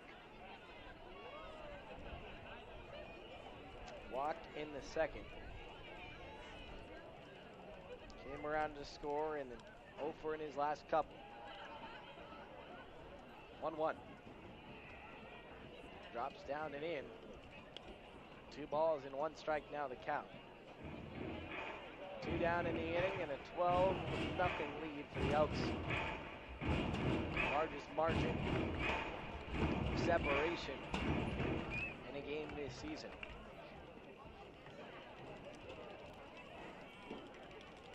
Two-1. Hard hack and the swing through. Evens it at 2-2. The Elks' history of double-digit games this season. It's back to Springfield when they won 12-3 over the Drifters here at home. 11-6 over Richfield. on their home turf last weekend. But outside of that, those are the only double-digit run games, plus the 10-4 showing on Tuesday of this week. The Elks rallied for 10 runs in a singular frame. It's their fourth double-digit run-scoring game. 2-2 sneaks inside right in front of the belt of Burke. Leaves the windmill of his bat, stretches out that shoulder. He's ready to go. Now dips behind the clouds, creating a burrow below the valleys of the mountains. Payoff pitch. Burke watches it high above his head for ball 4.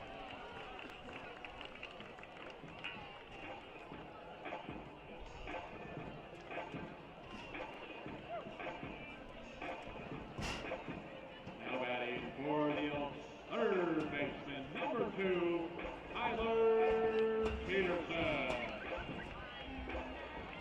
Brings up Tyler Peterson. Team leader in hits from a summer ago. Has been prominent at the plate.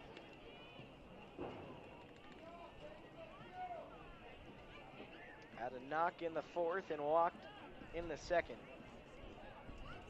Grounded out in the 5th. Scorching hot on a 7-game hit streak. Hoping to turn that into a win streak. Elks have a chance to do that here tonight with their 2nd straight over the Nighthawks after dropping the latter 2 on the road against the Raptors. Sitting 14-11. They get some non-league work. The rest of the WCL still in some league action. Current scoreboard update: Walla Walla leading 2-1 over Kamloops, the bottom of the 6th. Portland and Richfield neck and neck tie at the RORC 4-4. Springfield up 3-0. Drifters continue their climb back up the rankings. Bottom of the 7th, that one leading over the Black Bears. As Peterson works a 4-pitch walk, and the bases are loaded once again now for Ott.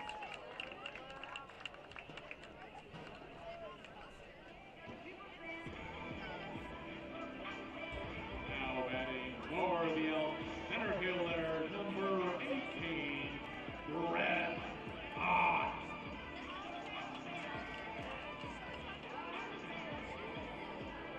So move Caleb Karpstein over to 3rd, and Isaiah Burke up to 2nd.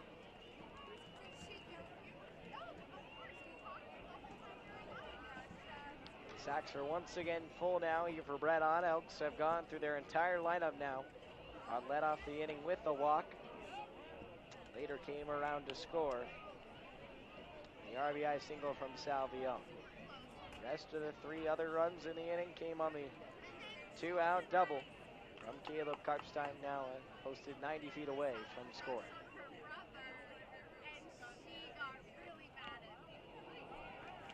First pitch home. Caleb Eisenhower. Swung on and missed, and it's 0-2.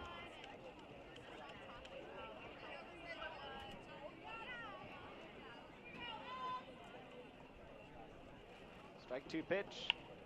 Ott chips one away. Ott has scored a 3rd of the Elks' runs here tonight with 4 in all. He's reached and scored every single time in this game.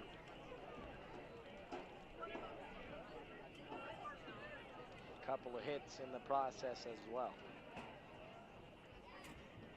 Cap off his fantastic night here. 0-2 sails high at his head. That breaking ball got away from Eisenhower, must have lost his grip. 64 miles an hour on the bender. Luckily it didn't drop in the zone, or Ott could have done damage. Another 1-2 try, and it sails above his head.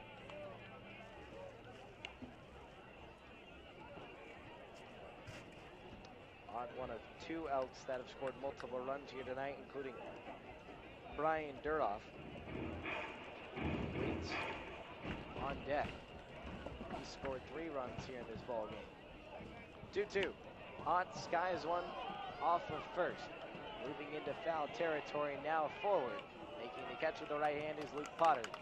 That will put an end to the 6th inning rally for the Elks. RBI single from Vinny Salvione and a bases clearing 3 RBI triple for Caleb Karpstein. The Bend native comes through. We head to the 7th home stretch on the way. 12-0 cruiser for the Bend Elks.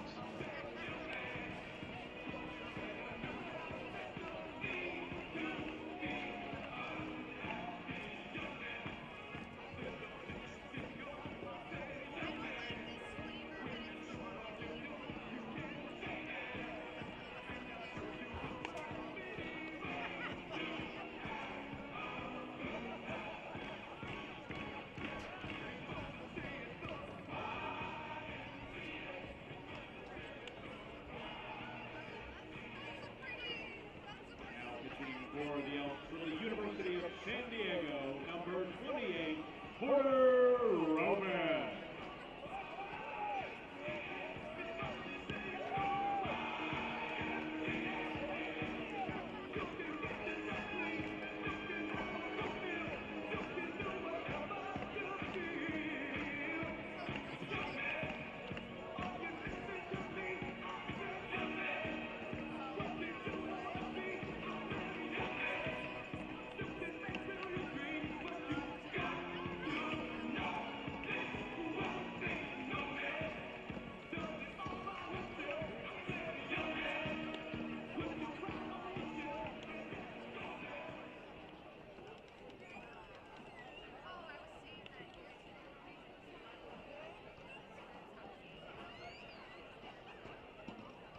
Leading off the top of the 7th for the Nighthawks, first baseman number 26, Luke Porter. Top of the 7th home stretch on the way. Here from Vince Kenna Stadium, Porter Roven, the future San Diego Torero. Fires the first pitch high and away, 1-0 to Luke Porter. Able to bring in the last out to end last inning. Takes one now for a strike. Some new defensive changes out there for the Elks. Tucker Grote, the team leader in ERA from last season, and staple of the pitching staff out there getting an opportunity at first base. See how he does. It's good. Tall task to live up to, filling up for Caleb Karpstein. This ball chipped back up the middle, picked up by Cole Hupka, throw over to first, and it's way errant over the head of the Elks dugout. Not even a chance for Grote to make the play.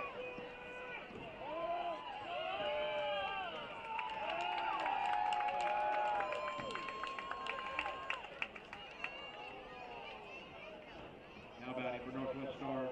So that will allow 25, Cole Robinson. Porter to advance to second base. Errant throw right over the head of Tucker Grote.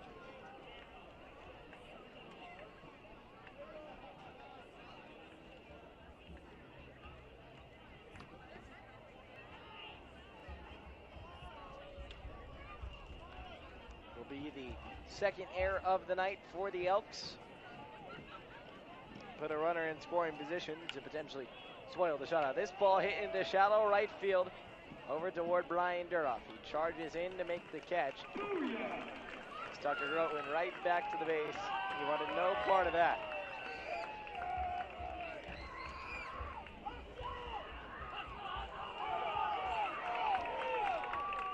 Ryan Lopez will now come to the box. There's a race for the bat boy to beat Drew and Ken Sack. Great job, guys. the runner in Tashini home. They do so successfully. Brody Lyman now at the bat. 0-1. This one ripped over down the third base line, and it'll stay foul. Tyler Peterson tried to make a diving stab at it. Couldn't quite come away. Beautiful picture out there in left. The mountain tip caps, summit points, being layered over by the clouds, peeking through there. It's like a little thin layer, see-through covering of those mountaintops. 0-2 is swung on and missed for strike 3. Order over. Now maybe unlike his predecessor and Cole Count-on and Will Woodward, Robin really has the punch-out stuff. He showcased it throughout his early outings this summer with the Elks. Looks to keep it going here tonight. Robin making his third appearance here with Ben. He's only allowed 1 earned run in his 2 frames of work. 1 strikeout, but high school and a strong career, which he was dicing up hitters left and right. This ball squeaked over to third. Tyler Peterson says, "Not in my house today." Reaches up and snags it down to end the frame. Let's stretch it out here from Vince Skenna Stadium. It's a great night to be an Elks fan. 12-0. Great time to be in bed.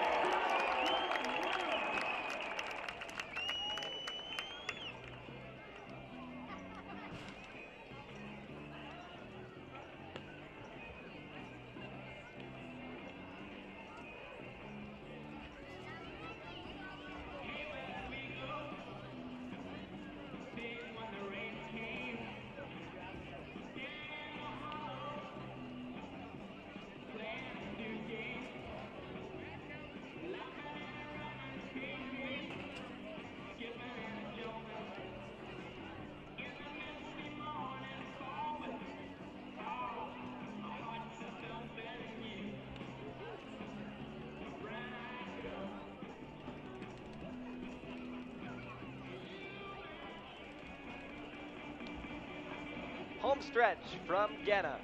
Bottom of the 7th we go. Brian Duroff at the box. He has been balling out tonight. 3 hits for the St. Mary's College standout. 2-3-4 are to the order here for the Elks, as Caleb Eisenhower hums down the hill with the first pitch. 75-mile-an-hour fastball outside. The ball 1-1-0. Elks have been lighting up the scoreboard here tonight. Runs in nearly every frame, with the exception of the 3rd and the 5th, which they were retired in order. Outside of that, they've scored multiple runs each of their other opportunities. 2-0, way away. Ball 3. Duroff, 3 RBI tonight. That leads the club. And 3 hits. Done it all. He's staying consistent. Consistency is key in his approach. Ball 4. Leadoff walk to start things off. Ben went through their entire order in the last frame. I look to do so again. Ty Johnson.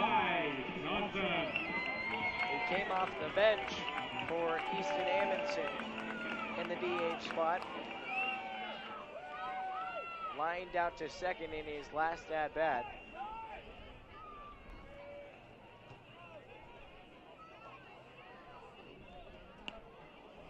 It's caught up on the first pitch breaking ball from Eisenhower across the dish.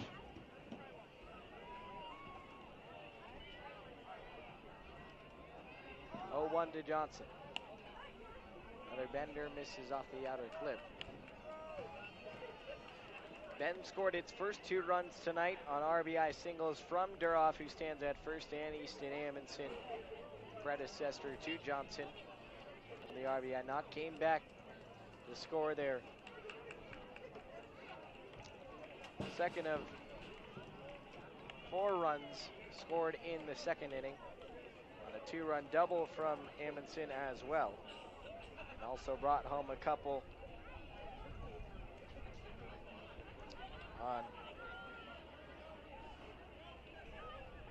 Brian Duroff, fielder's choice, as well as a Brett Ott, fielder's choice in an air. Count now even at 2-2. Then brought its next 2 runs. A 2-run double by Duroff. And in the 4th, got his first on a RBI single from Salvione.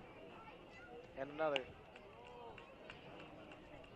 on a bases clearing 3-run double from the hometown guy, Caleb Karpstein.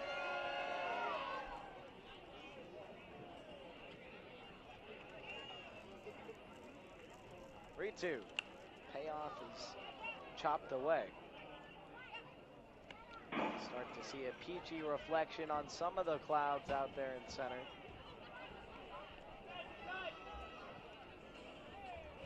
That's mainly blue. Nice baby blue backdrop. Dipping into the horizon beyond. Payoff. This one corked over into left center for a base hit. Tyler Peterson.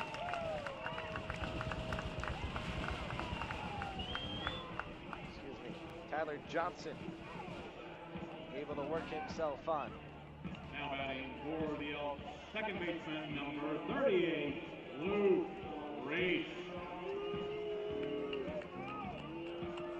Gets a hold of one and squeaks it through the 6th hole. Bring up now Luke Reese. Worked on a hit by pitch in the 6th. Then 0 for 2. Prior to that, reached on a walk. Was pretty upset after he got hit last time. Kind of staring down the pitcher as he went down to first. Getting hit in the calf, but he has calmed back down after that. 1-0 misses high and away. Ball 2-2-0. Now mound visit between Eisenhower and Brody Lyman, reflecting back on Ryan Lopez, who had the injury earlier on in the game. And a few stingers on guys tonight. The offensive and defensive end.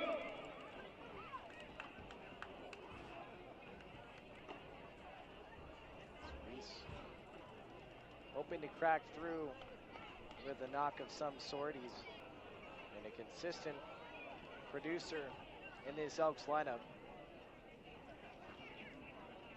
Coming through in a variety of situations. This ball goes errant over to the backstop, off of the net. Got way wild. I wonder if there's any sort of injury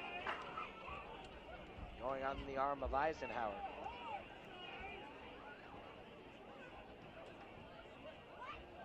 Fans down below give their thoughts. 2 runners in scoring position now. Elks advantage already handed. well taken care of. 3-0. Reese will watch it across the middle. Reese knows how to work his hits, but he also knows how to work his walks. Smart player as well. D2 ADA Academic Achievement Award in 2022. One misses off the plate for ball 4.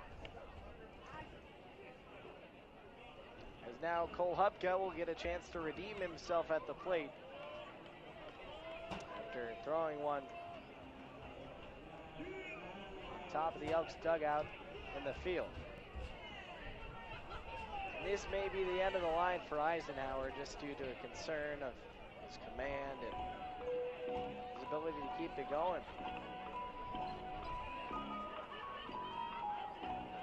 Bases now juiced once more for the Elks. Duroff at third and Johnson at second and Reese at first. The Elks now with 13 hits here tonight in total. Now for their 12 runs, this is going to be indeed going to be a pitching change for the Nighthawks. Looks like they're going to go to a position player here. Step aside and be right back here on the Ben Elks live stream at WCL. Baseball Night.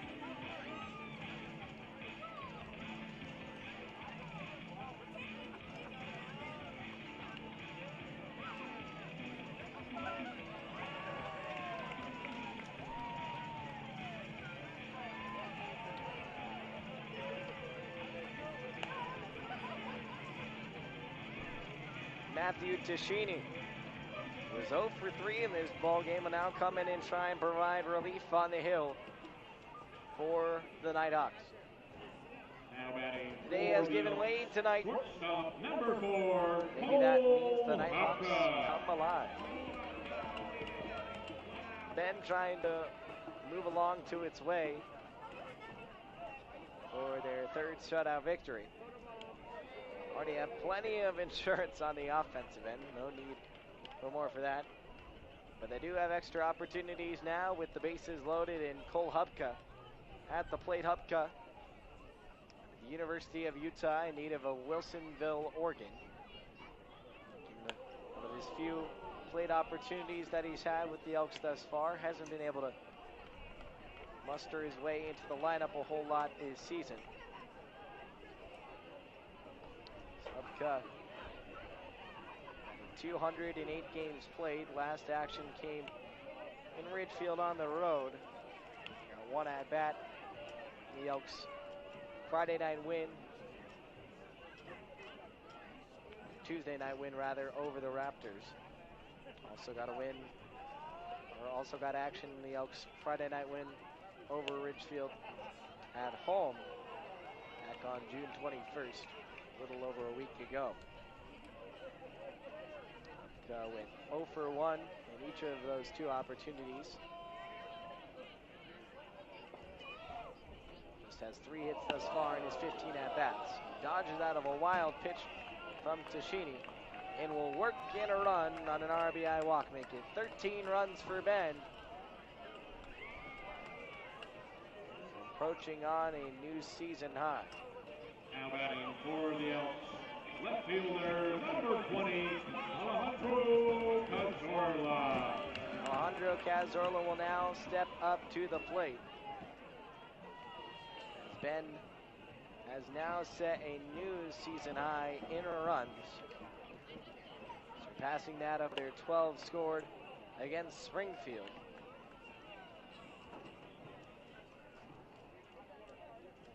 Bend, I believe, scored 20 runs or so against the Nighthawks last summer, one of their games.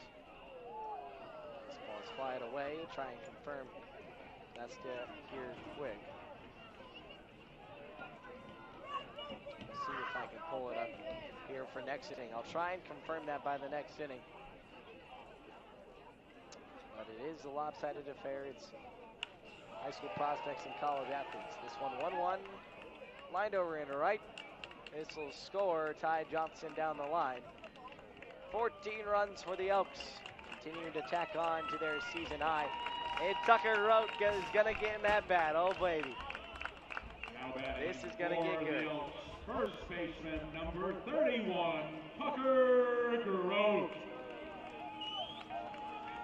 Tucker Grote, little POAB. Don't know if he's had a live at bat in his college career, but he does have one now. He watches that one low and outside.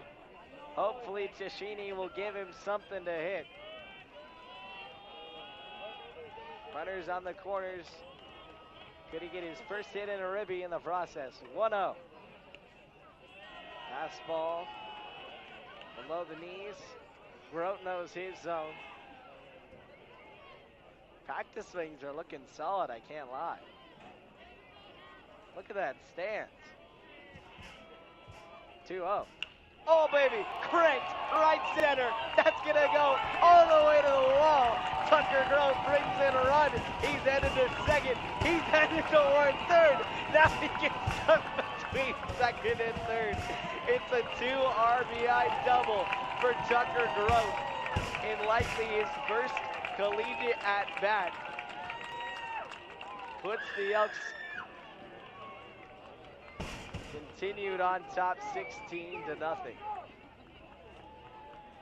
Oh my goodness. Now batting for the Elks, catcher number Tucker 15, Grote. Isaiah That Burke. was great. I think that was the moment of the day right there. Give me some more PO at bats, Alan Cox. Oh man, that was good. That was as fundamental as it gets. I mean, that is opposite field base hit, inside out swing. Doesn't get much better than that. 1-0 down and in to Isaiah Burke. Torched it toward right center, is right. It went all the way to the base of the wall, and then he was trying to race for third and got sucked between the base paths. And now this ball gets away, and Grote will work his way to third base. Look at him go like a gazelle on the base paths.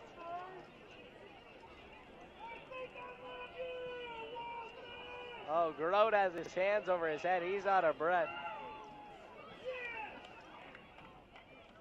3-0. Right through the wickets. They're not going to send Grote down the line. So, probably the right call by Johnny Kemp, regardless of the score. Now batting for the Elks, third Tyler baseman Peterson will number now 2, approach the plate. Tyler Peterson.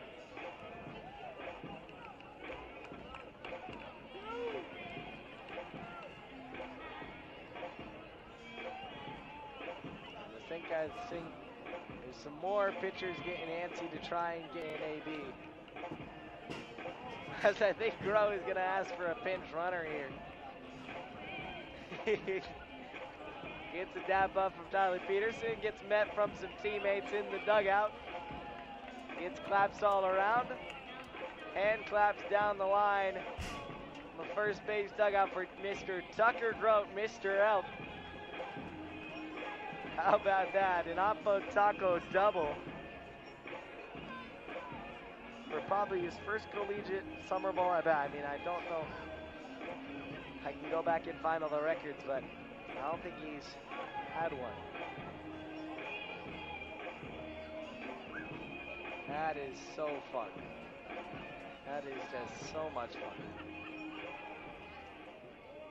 Alrighty, Elks fans, there is a grand total of 939 of y'all in attendance tonight, which means we have a winner for Switching on the mound here quick.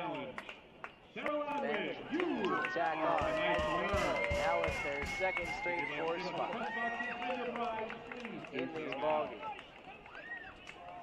I don't remember any pitchers getting an at-bat last summer. But Tucker Grote, that's the guy who's led the league in ERA last summer. He stuck around. Balloon surgery on the way. He's making the most of his last little bit of baseball that he has. In his college career, this is his final summer ball stint, and well, why not make the most of it? Making the most of the day. That is the summary of today for the Elks. Good laughs, good fun, and good baseball in Bend. Now pitching for Northwest Star, number 15, Bull Pipers. Tucker Grote went and got a baseball cap, sticks it under his helmet. He hustles back with Johnny Kemp to third base. 939 on hand tonight to watch this one. It's beginning to file out a little bit as this one is well taken care of. Ben may just hit that 20-run total.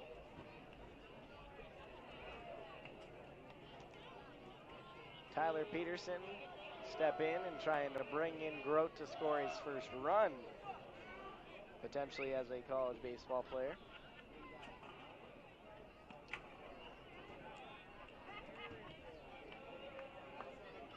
Peterson, like Grote, each however etched in Elks history for their performances with the team last summer. And on Ben's quest trying to get back to the WCL championship, you can't forget the many greats of players who have come through along this way back there. See if Ben does get here, their 25th season. Still is a long way to go, not even at the halfway point, very close. The win here tonight, Ben would improve to 15-11 on the season, 25 games in, so they'll have the series finale, but by the end of the first game of the Bellingham series, Ben will be at that 27-game mark, marking the halfway point of the WCL season, which marks 54 games, Ben with 59 games in total. They're right now sitting at third place in the WCL South and are trying to get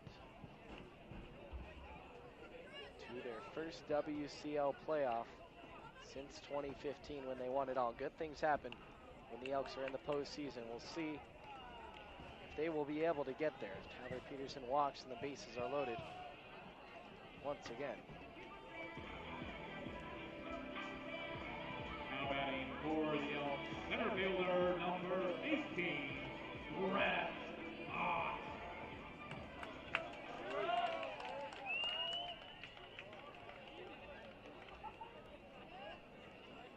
Ott now batting for the 6th time in this game.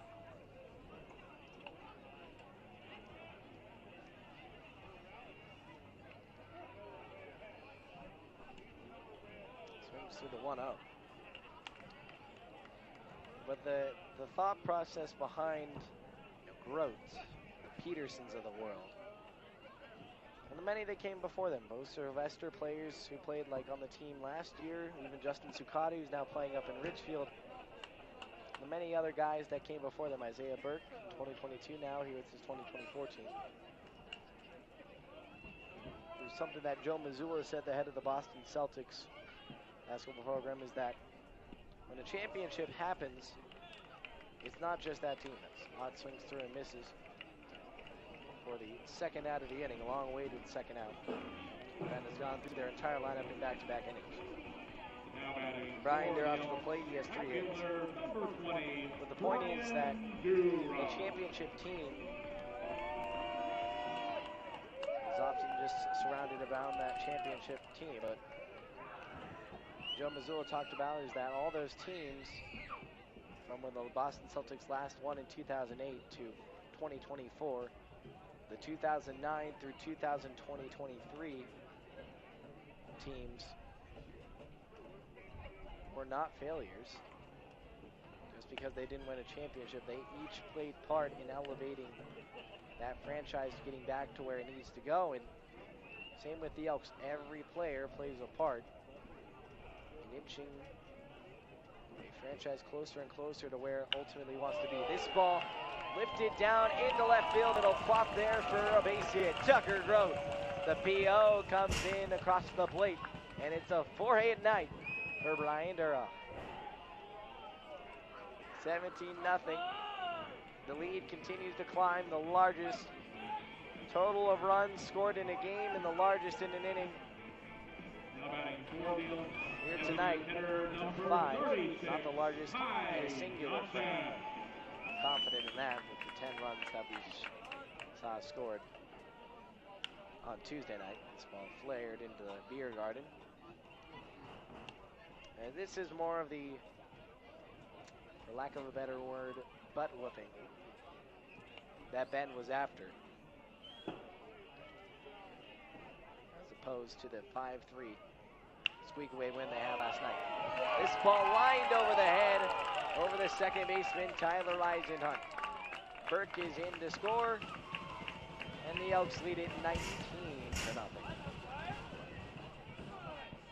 Ty Johnson with his second straight hit. Another PO at bat now as Reed Madariaga will get a chance. 25, Reed Madariaga.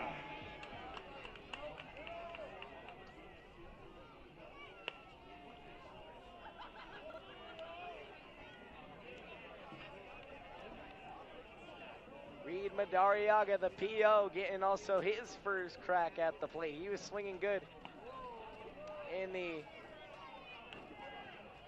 hit track competition that the Elks had a couple weeks ago and posted some solid numbers. 2-0. Dariaga watches it low and hopes that they can give him a chance to hit like Groat was able to get one. I gotta have the 3-0 green light here if you're Reed. Rio comes across the outer stripe for strike one. Madariaga with the batting gloves on. He's ready to go. Hitter's pitch. He watches it low. A PO walk with an RBI for Reed.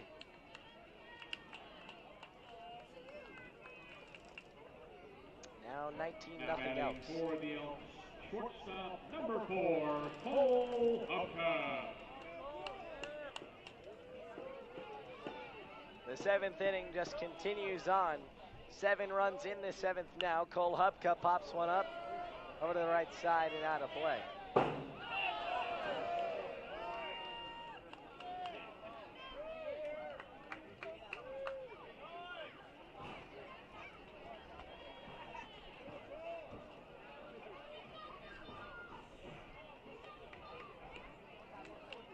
One misses low and away.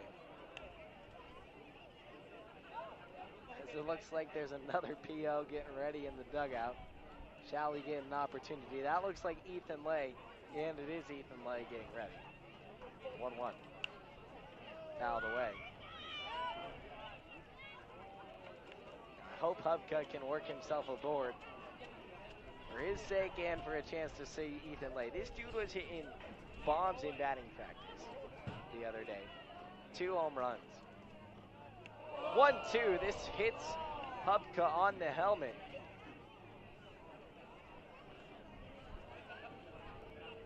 Oh, they're going to say it hit the bat first before it hit his head.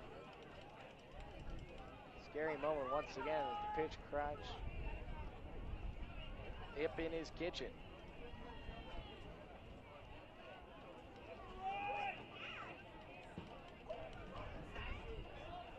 One, two.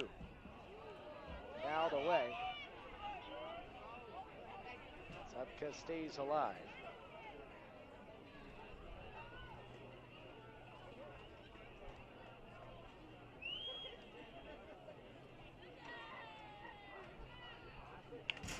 Hubka, soft one up the middle, scooped up and tossed to second base for out number 3. Lay will get a chance next inning in the 8th. The Elks will get one more opportunity at the plate. Look at Reed Madariaga run back to the dugout. This is awesome. 7 runs, 7th inning for the Elks. They're rolling over the Northwest Star Nighthawks. 19-0 the lead. As the bulldozer continues on for Ben, moving everything out of its way in its path. On the West Coast League Baseball Network.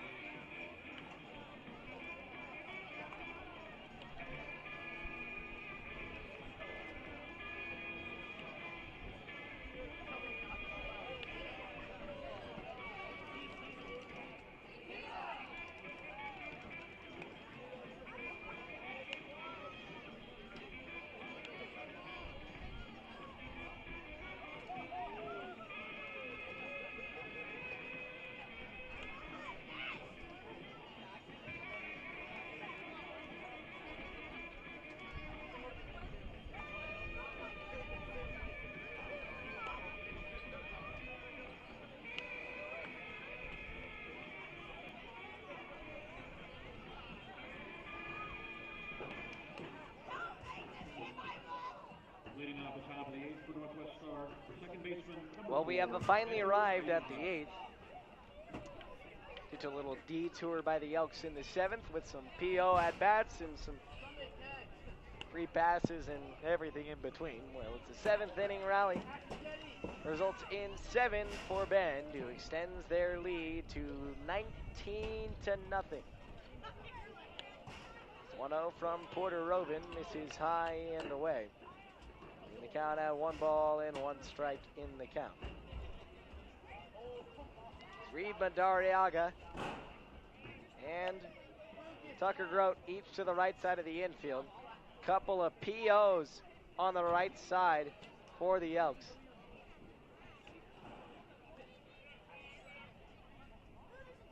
Two-one.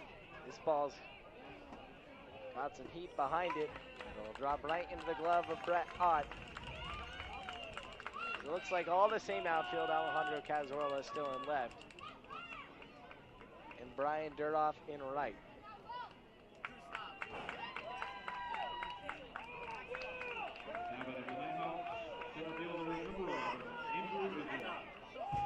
Now I think we need to see a position player throw in the ninth. If we're having POs hitting, I think we need a position player pitching. We'll see how the Elks do it. 0-1 misses high. Count at 1-1. Still trying to wrap my head around this one. Fun non-league matchup. Good time, good vibes. You know, especially for Reed and Tucker, you know, I love it for those guys because this is likely their last summer ball season.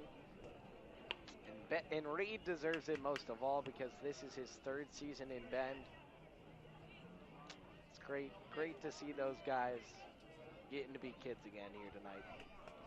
2-2, wave and a miss. Rovin with his 2nd K.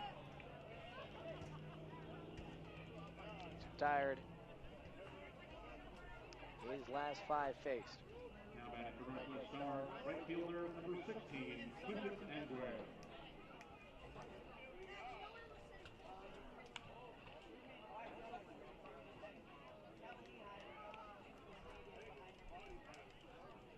Really want to see Grote have to make a play at first. All the rest have been pop-outs.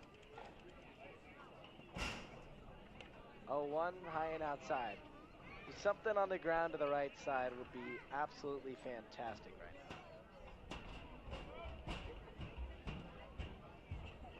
Rovin rips a 1-1. This one lined over toward Brian Duroff, chasing into foul territory. And he might have intentionally let that one drop. Give his guys a chance to make a play on the right side.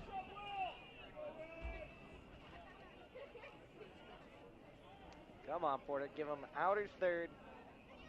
A little bumper to the right side. A little scoop up by Reed to Tucker Grote. That's the connection that the fans are digging for. 1-2 misses high.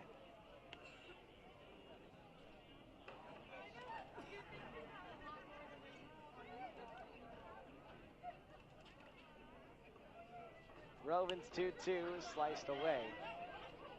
He stays alive. Fun night at the ballpark. A barn burner. 19 runs, 16 hits. Couple errors too, because why not? Always going to be some defensive flaws. Chipper off of third, and that's still even in the count. And also a good guy, time for guys who don't get as many reps like Hubka to get some reps as well. But what a great memory for all these guys to remember this time when they get to play out of their comfort zone, do a few things that are wacky, and no, that's just what baseball's all about. It's just having fun at the end of the day. 3-2, cut and a miss, strike 3. 3 punch-outs for Porter Rovin, who ramps on back to the dugout. Shelves the side in response to the 7th inning rally and gets met by his teammates to give him knuckles on his way into the dugout. One last chance for some POs at the plate. Ethan Lay on deck. You don't want to miss it here on the Bend Elks live stream in West Coast League and Baseball Network.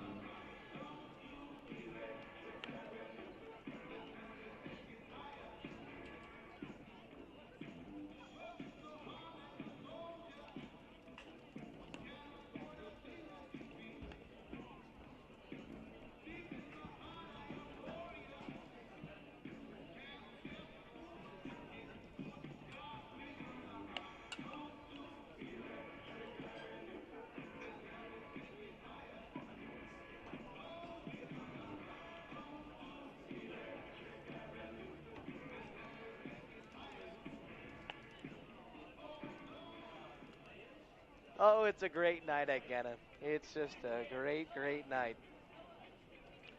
Ethan Lay to the plate. Now, I was talking to Ethan. He used to have that little lefty hack. You know, he's got that big poppy to him from the left side. He hit 3 home runs in BP. 2 of them were foul, but 1 was fair. If he puts one out of the yard now, I might lose my mind.